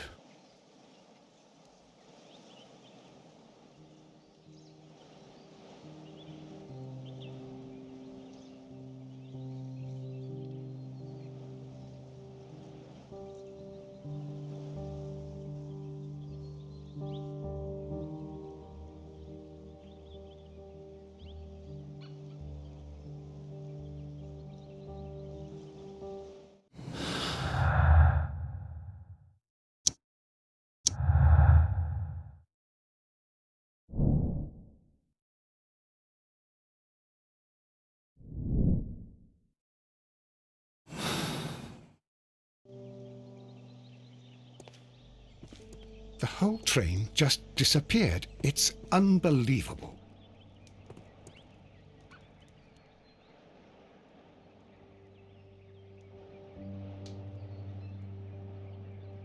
I should use the appropriate object here.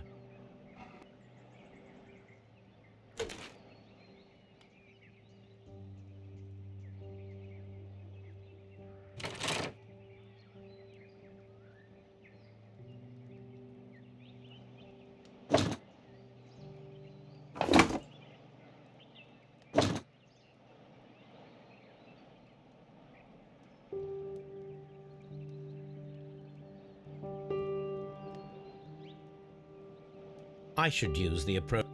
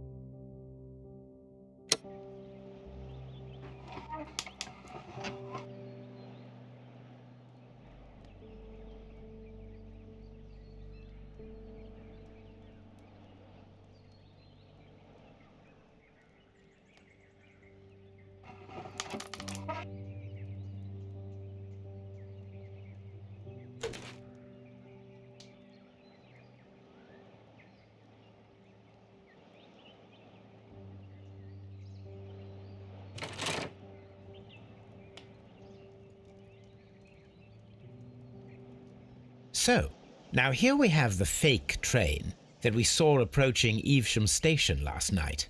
Doesn't look much like a train to me. Be patient, Watson, I haven't finished yet. Try using your imagination. Our train requires only a headlight and a steam whistle.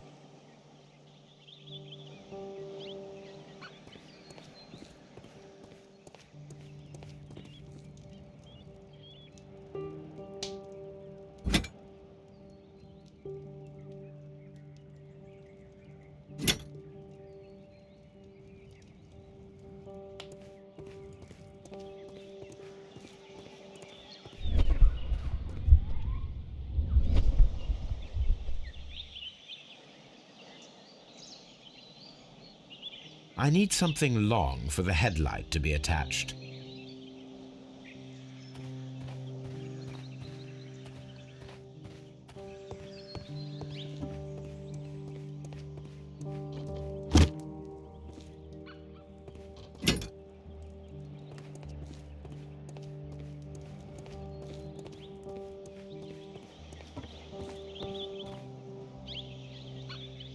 The long pole is now attached. It will allow us to connect the headlight. The headlight is attached. The steam whistle is now connected. Holmes, what can we do to make the steam whistle work? It is elementary, my dear Watson. We shall need a fire extinguisher. The fire extinguisher.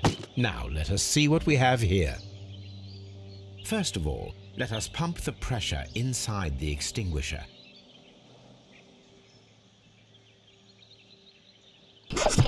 The steam whistle is ready to be used.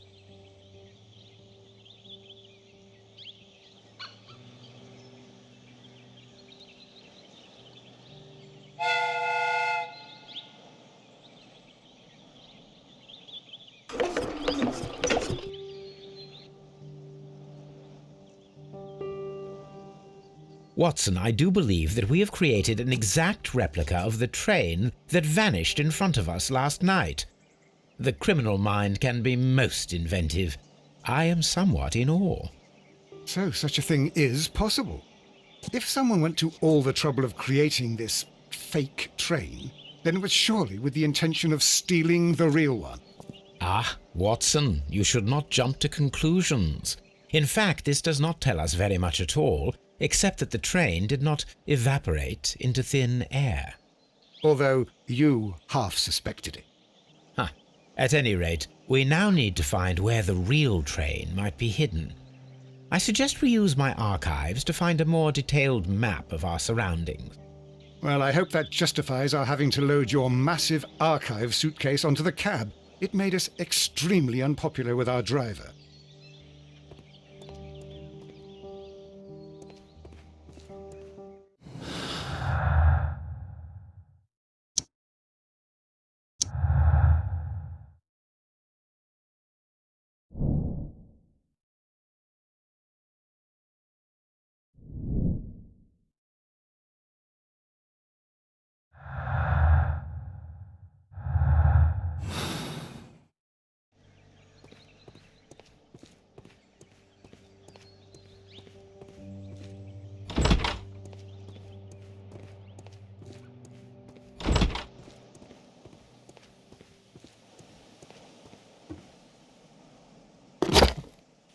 Now we have two maps. We must combine them properly.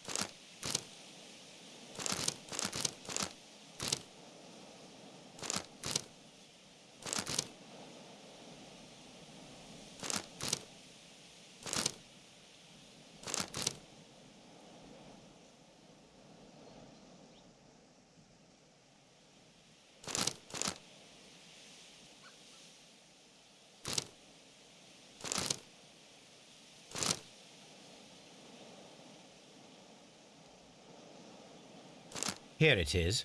There is a side branch to the railway.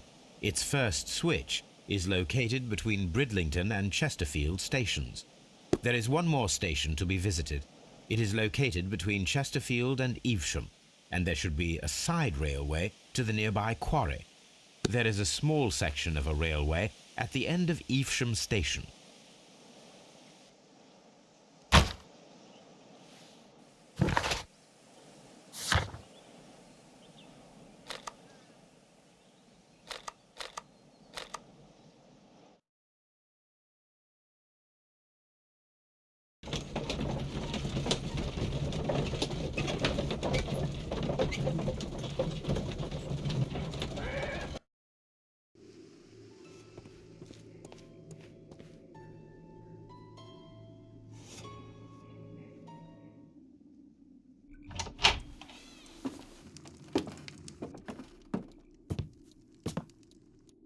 A funny character. He looks anxious. And he is not an Englishman.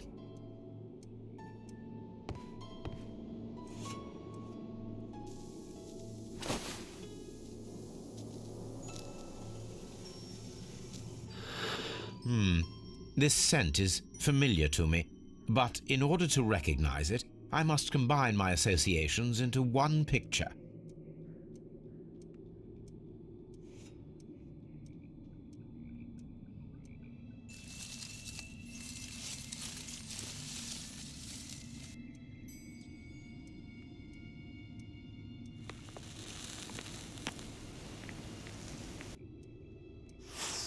A greenish-brown cigar with a strong aroma, a hint of peppermint. Ricardo. You already know the name of this man? Holmes, you amaze me. No, Watson, I refer to the cigar. It is a Ricardo Turrent, a Mexican cigar of an excellent quality. Quite an expensive one, too.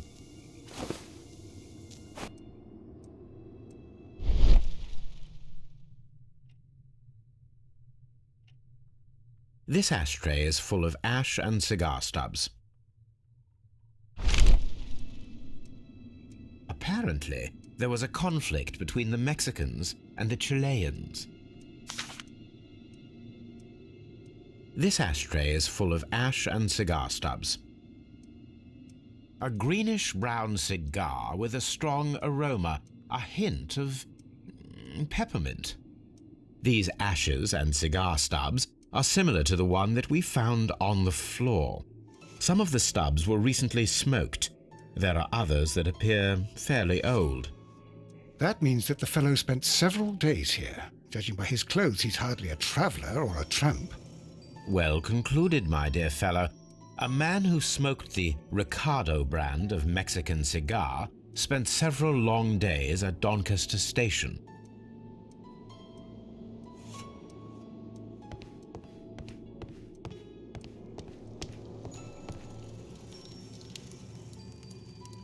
Newspaper articles on horse racing, hurdle, steeplechase and flat racing. He is a true enthusiast, Holmes. Betting slips for horse racing. The sums are quite impressive. It can be an expensive vice. This man had probably used all his savings.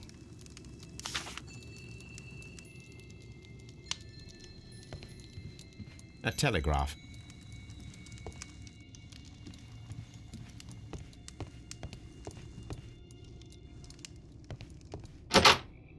Holmes, look. There's a flooded area over here. I believe that the flooded area might be worth checking.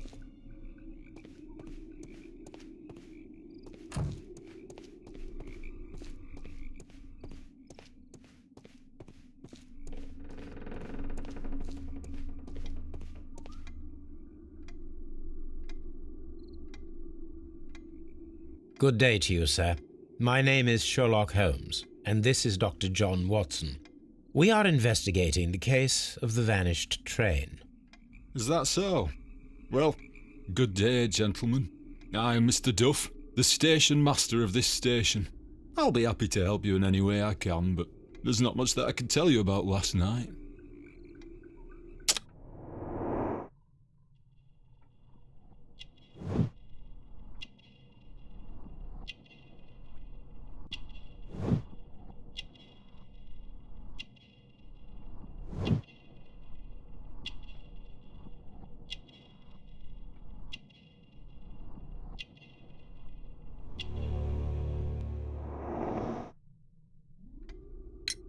It appears that you may be at risk of some flooding along the line here. You mean that the whole bloody lake is at our feet? Quite so. But it is strange, because according to my map there should be a quarry here, and behind that the lake. How should I know? I only arrived here a few months ago. And where did you work before that? I was working in Nottingham, but I asked for a quieter place, so they transferred me here. Life is cheaper. I can't really complain.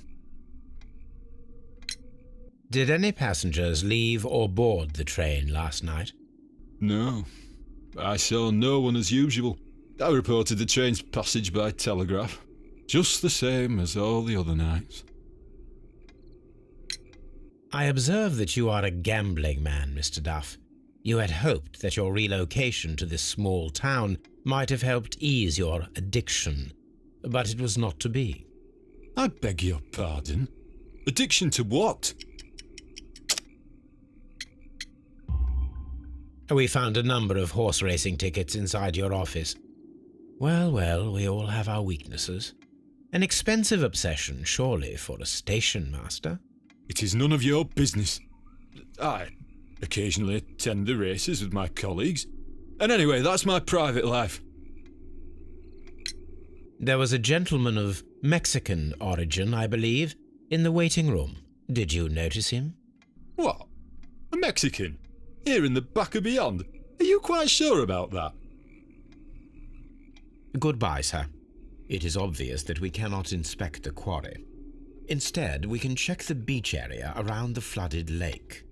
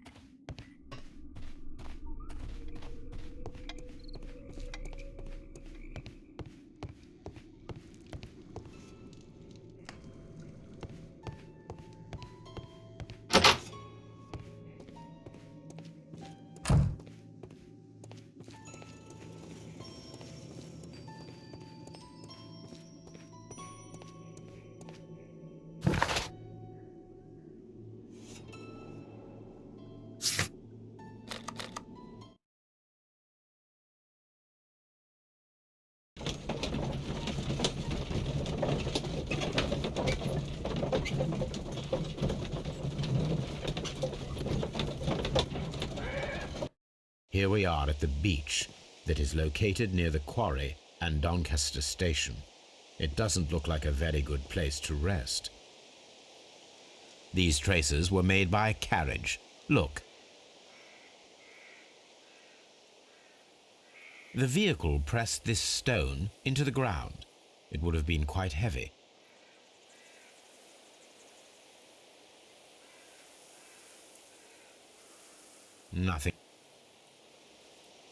Nothing interesting here. Nothing interesting here. Nothing interesting here.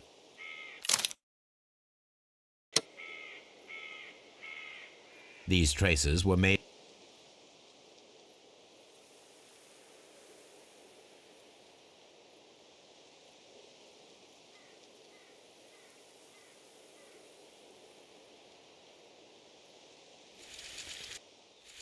Nothing interesting here.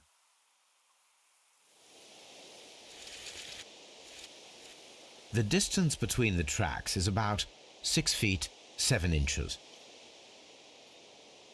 The vehicle would have been heavy, as these tracks are quite deep.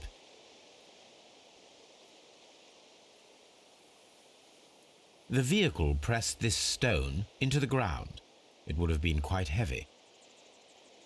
These traces are relatively fresh and were made by a large truck loaded with materials.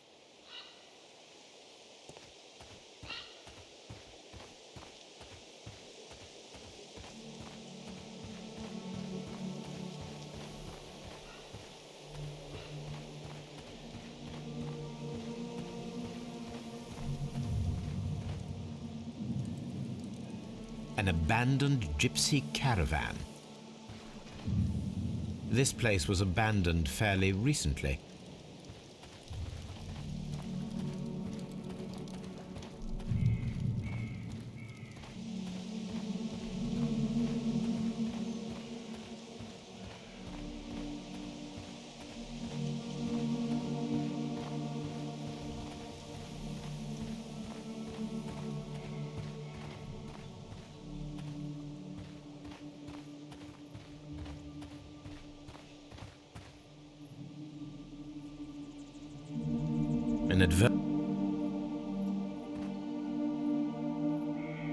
An advertisement for lake cruises.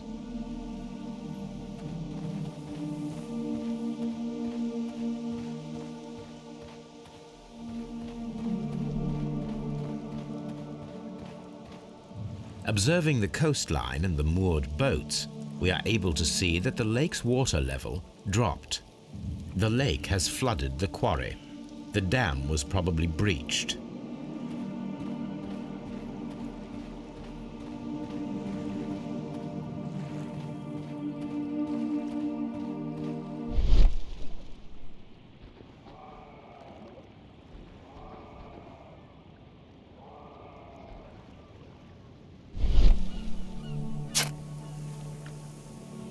A label with the name Las Zarpas.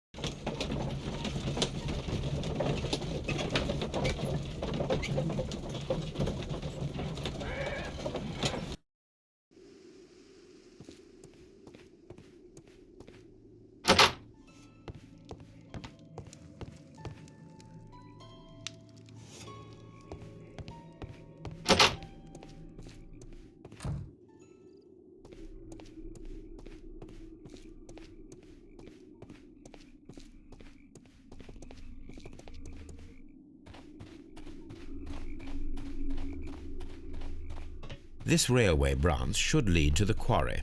Let us... The rail is rusted and looks old, but the railway is still usable.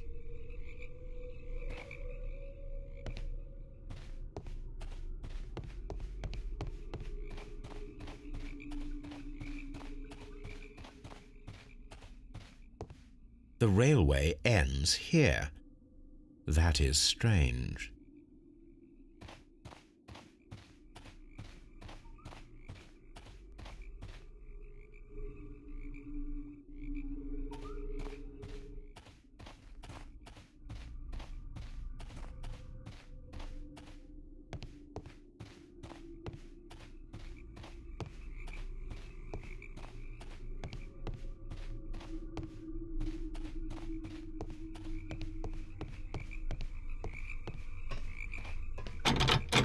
The switch is rusted, but it still works.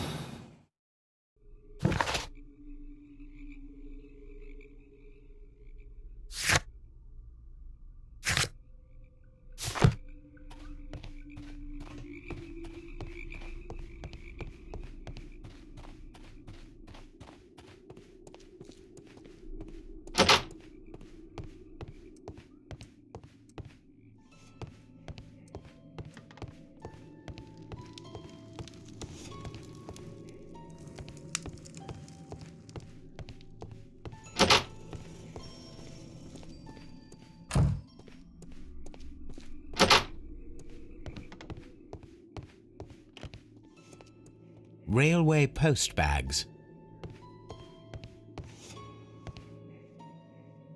This post bag belongs to the station master.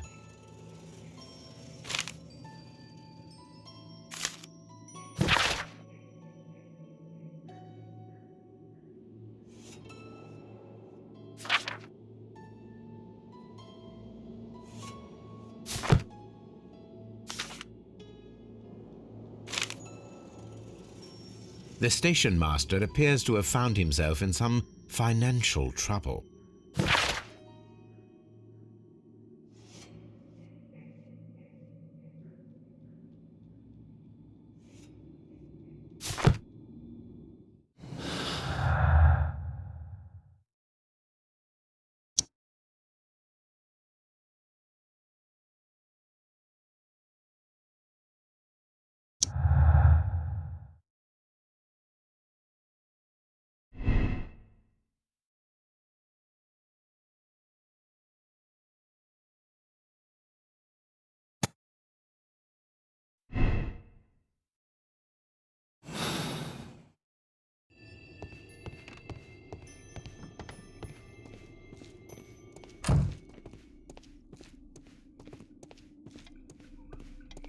You'll find nothing interesting here, I'm afraid.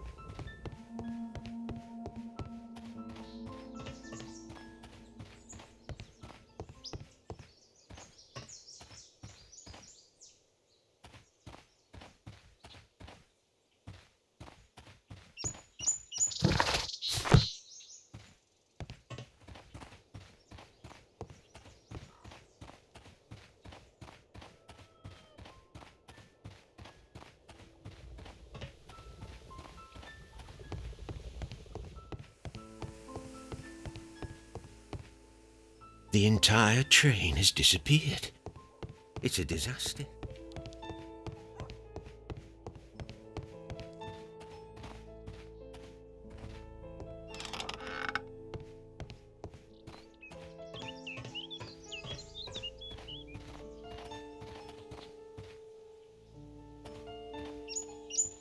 There was a building here not so long ago.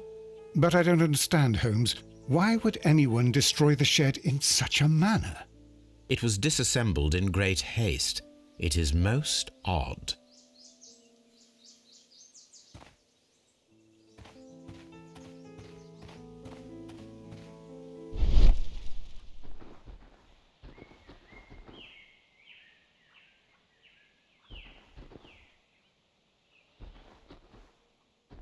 Traces. Let's take a closer look.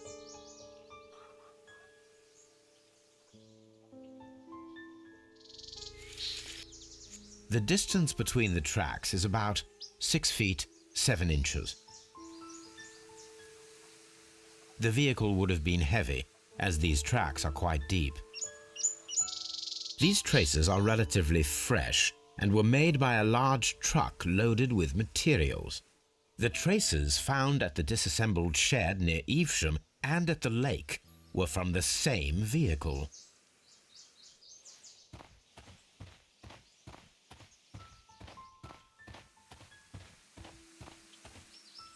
This road should lead to the town of Evesham.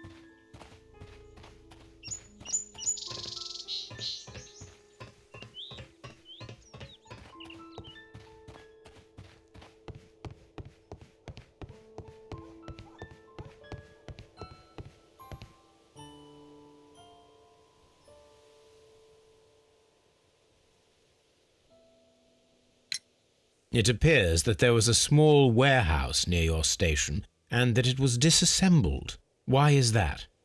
It was burgled overnight about 2 weeks ago. The police have already started their investigation, but I doubt that they'll find anything. What was inside the warehouse? Nothing of value. A few 100 feet of standby rails and some spare railway parts. But it wouldn't be easy to steal all of that. Why would anyone want to? See you later, my good man.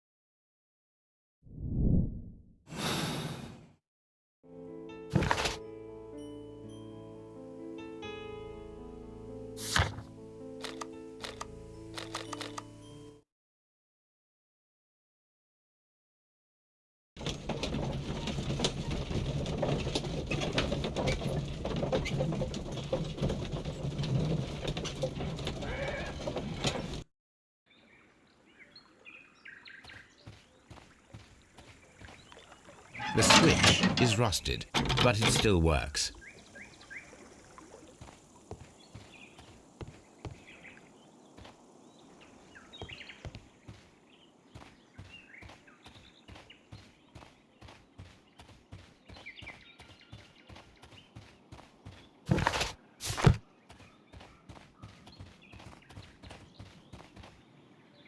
Mines. This is interesting.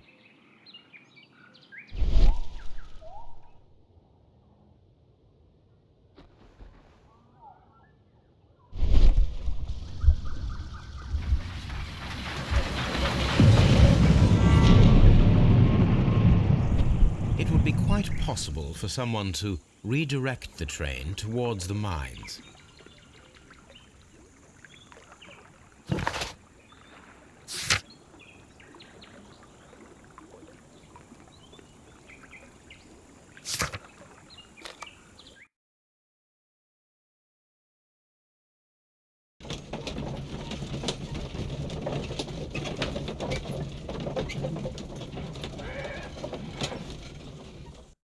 Here are the mines, Holmes.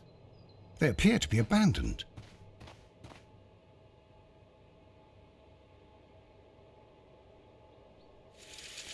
The distance between the tracks is about 4 feet 8 inches. A lightly loaded vehicle came this way. There is a wooden beam lying on the rails. A small vehicle with wooden beams went down this way.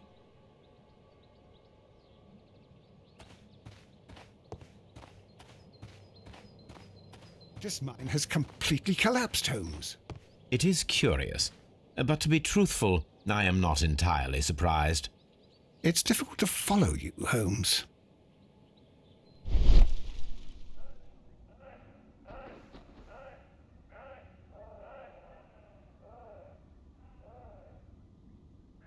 Someone removed these screws, most probably to take down the rails. A few feet of the rails have been dismantled.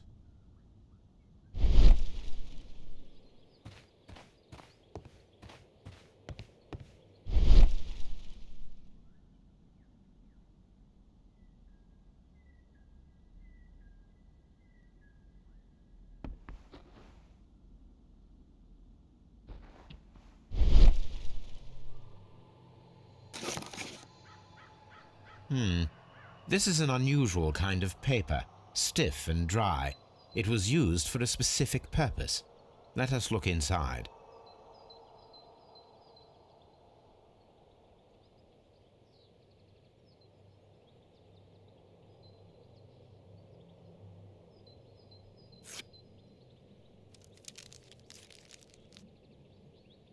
Sawdust.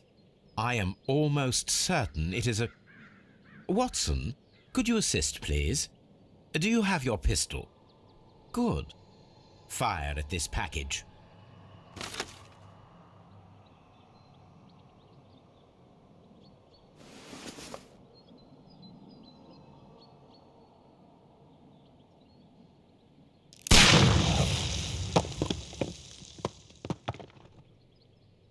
Dynamite.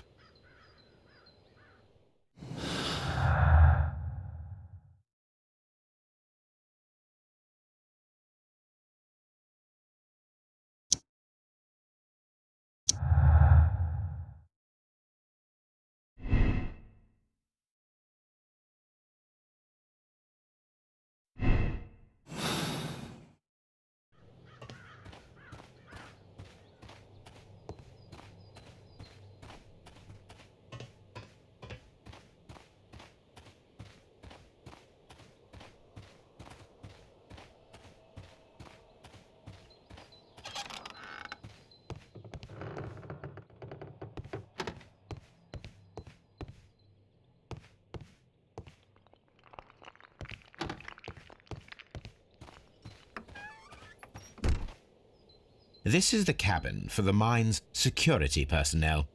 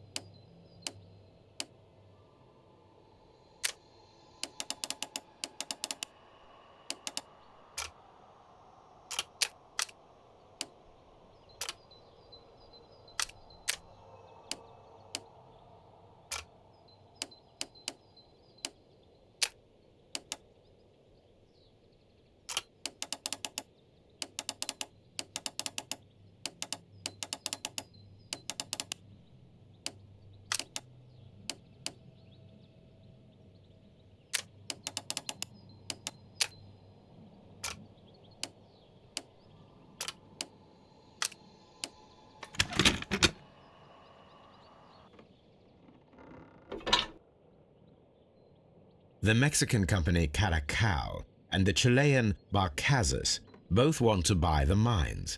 I need more information. Perhaps Mycroft could help.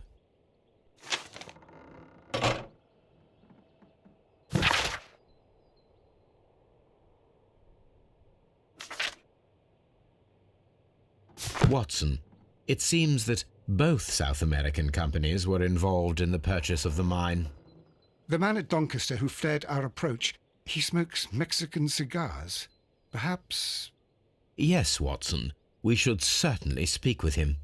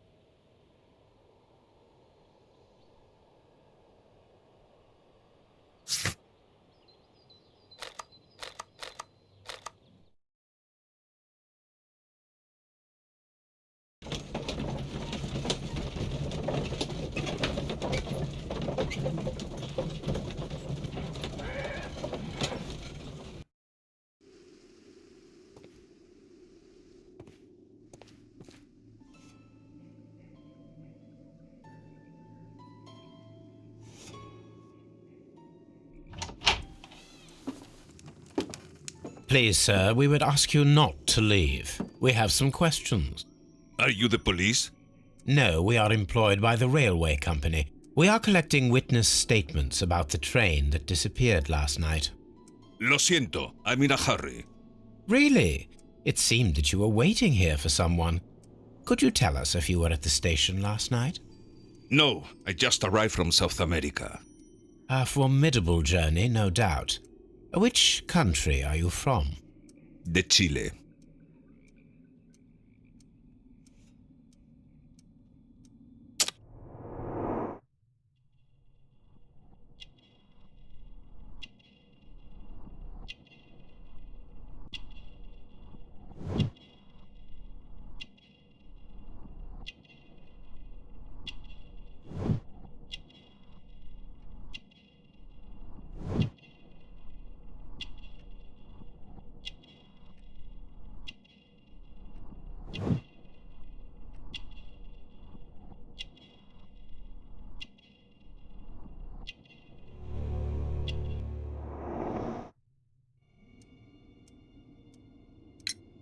Chile? But you are Mexican. No, you are wrong. Why would you think I'm Mexican?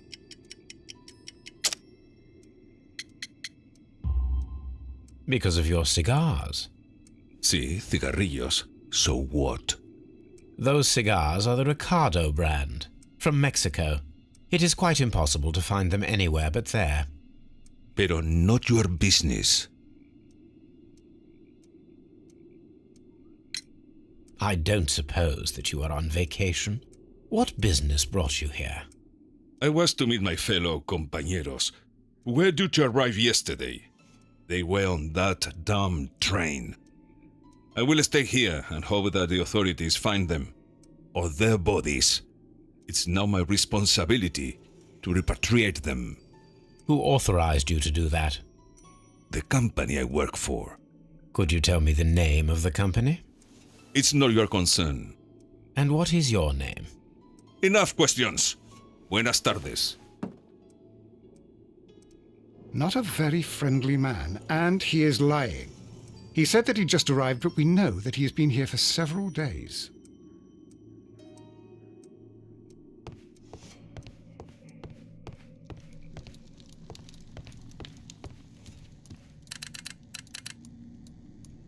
I asked Mycroft to find out some information on the WEA Coal Company.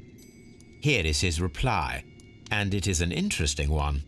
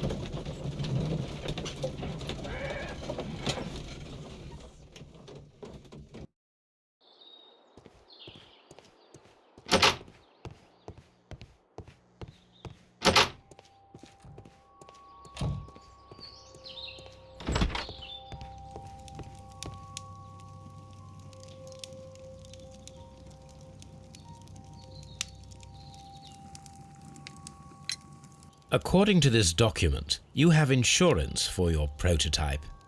Oh, thank God. Where did you find it? Near the telegraph station.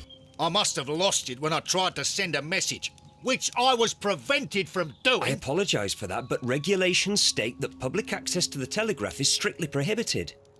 Upon my word, you keep on digging that hole of yours. You have no idea who I am. I see that you kept your grip sack with you. Why don't you leave it in the luggage room? I've had other things to think about. I lost my prototype. And this idiot station master just stands here doing nothing to help. Oh, but... Well, that won't do at all. Station master, I believe that the regulations state that any passenger luggage should be taken to the luggage room. I'll do it right away, sir. Sorry, sir. This Robinson is quite a character. We should learn more about him.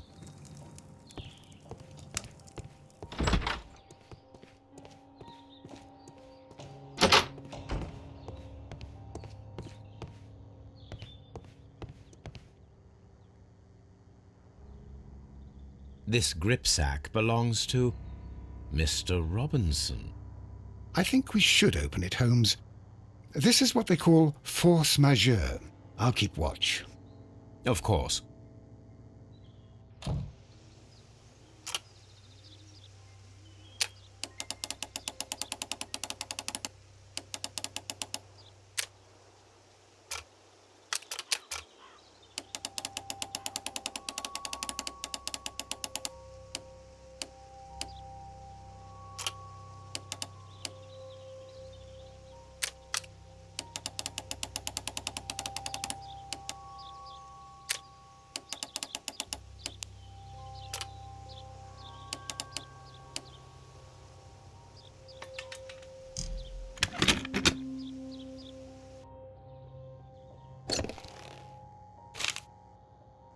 Look, Watson, a bundle of contracts.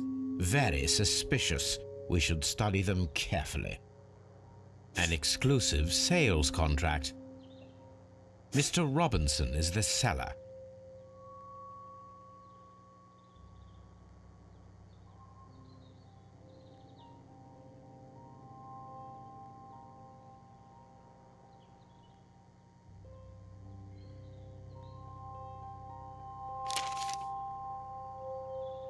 Mr. Robinson is the seller. Yet another exclusive sales contract.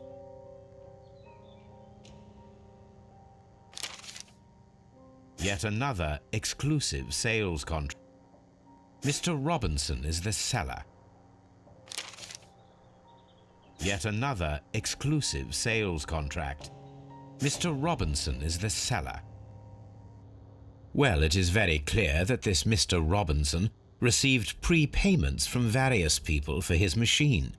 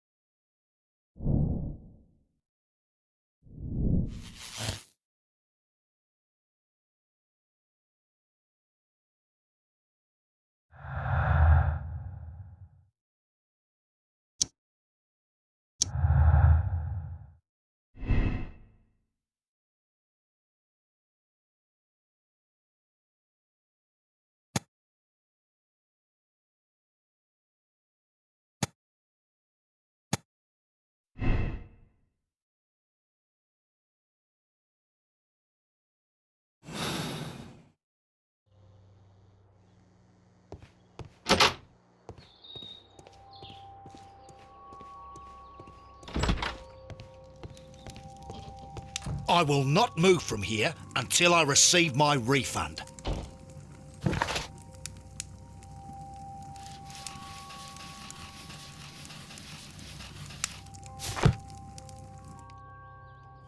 All these trains and railway stations, Chileans, Mexicans, and Robinson with his prototype. Holmes, I'm utterly lost.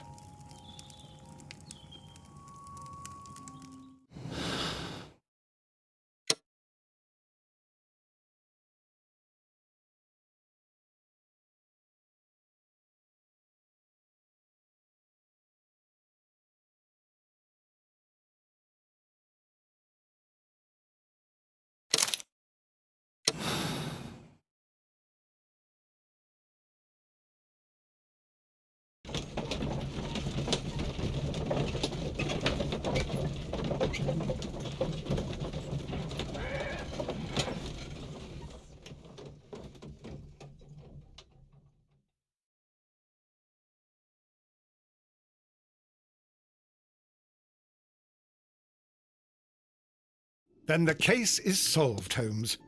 What do you intend to do? Well, I shall require assistance for the arrests. There were accomplices.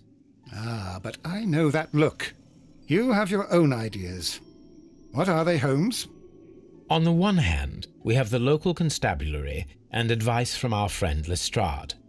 The problem we have there is that the authorities seem to be incapable of acting quietly. They rely on brute force. It could result in an international scandal. Our other option is Brother Mycroft and his tedious political games. He will locate the guilty parties without any trouble, but it will be a long and drawn-out process, and possibly with some compromise that will be to Mycroft's benefit. But I think I'd prefer to give Mycroft a chance. We should overlook our personal differences on this occasion. Let us go home, then. I'd like to begin writing a draft of this story. No, I did not say that we had finished here yet. Well, all right. What did I miss? Watson, we know that the Barcazas Company directors were trapped under the collapsed mines, along with the train and Robinson's prototype.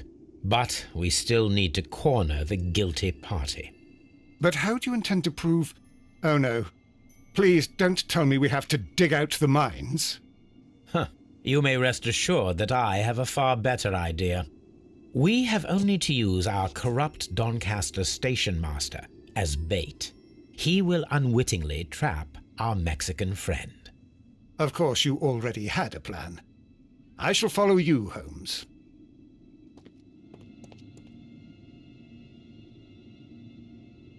Well, the case is solved, and we shall be heading home.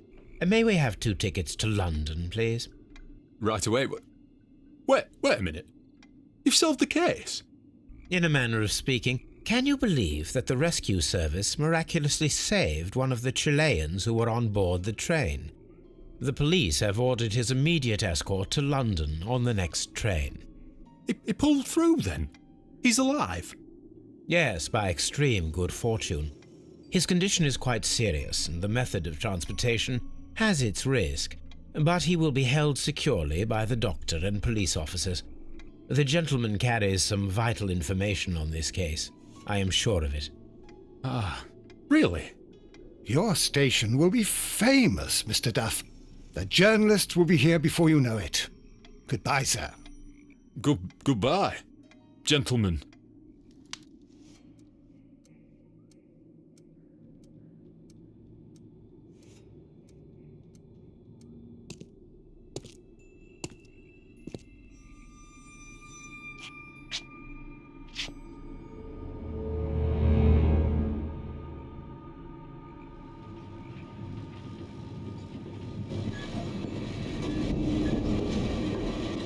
Gentlemen, you are under arrest.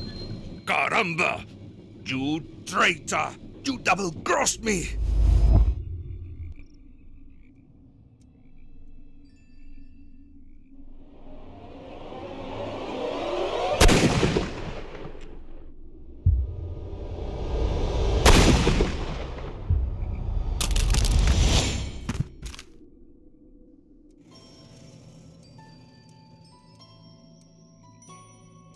How dreadful. 2 dead bodies. What a terrible ending to such a great case. There, my dear fellow. It is all right. You did your best.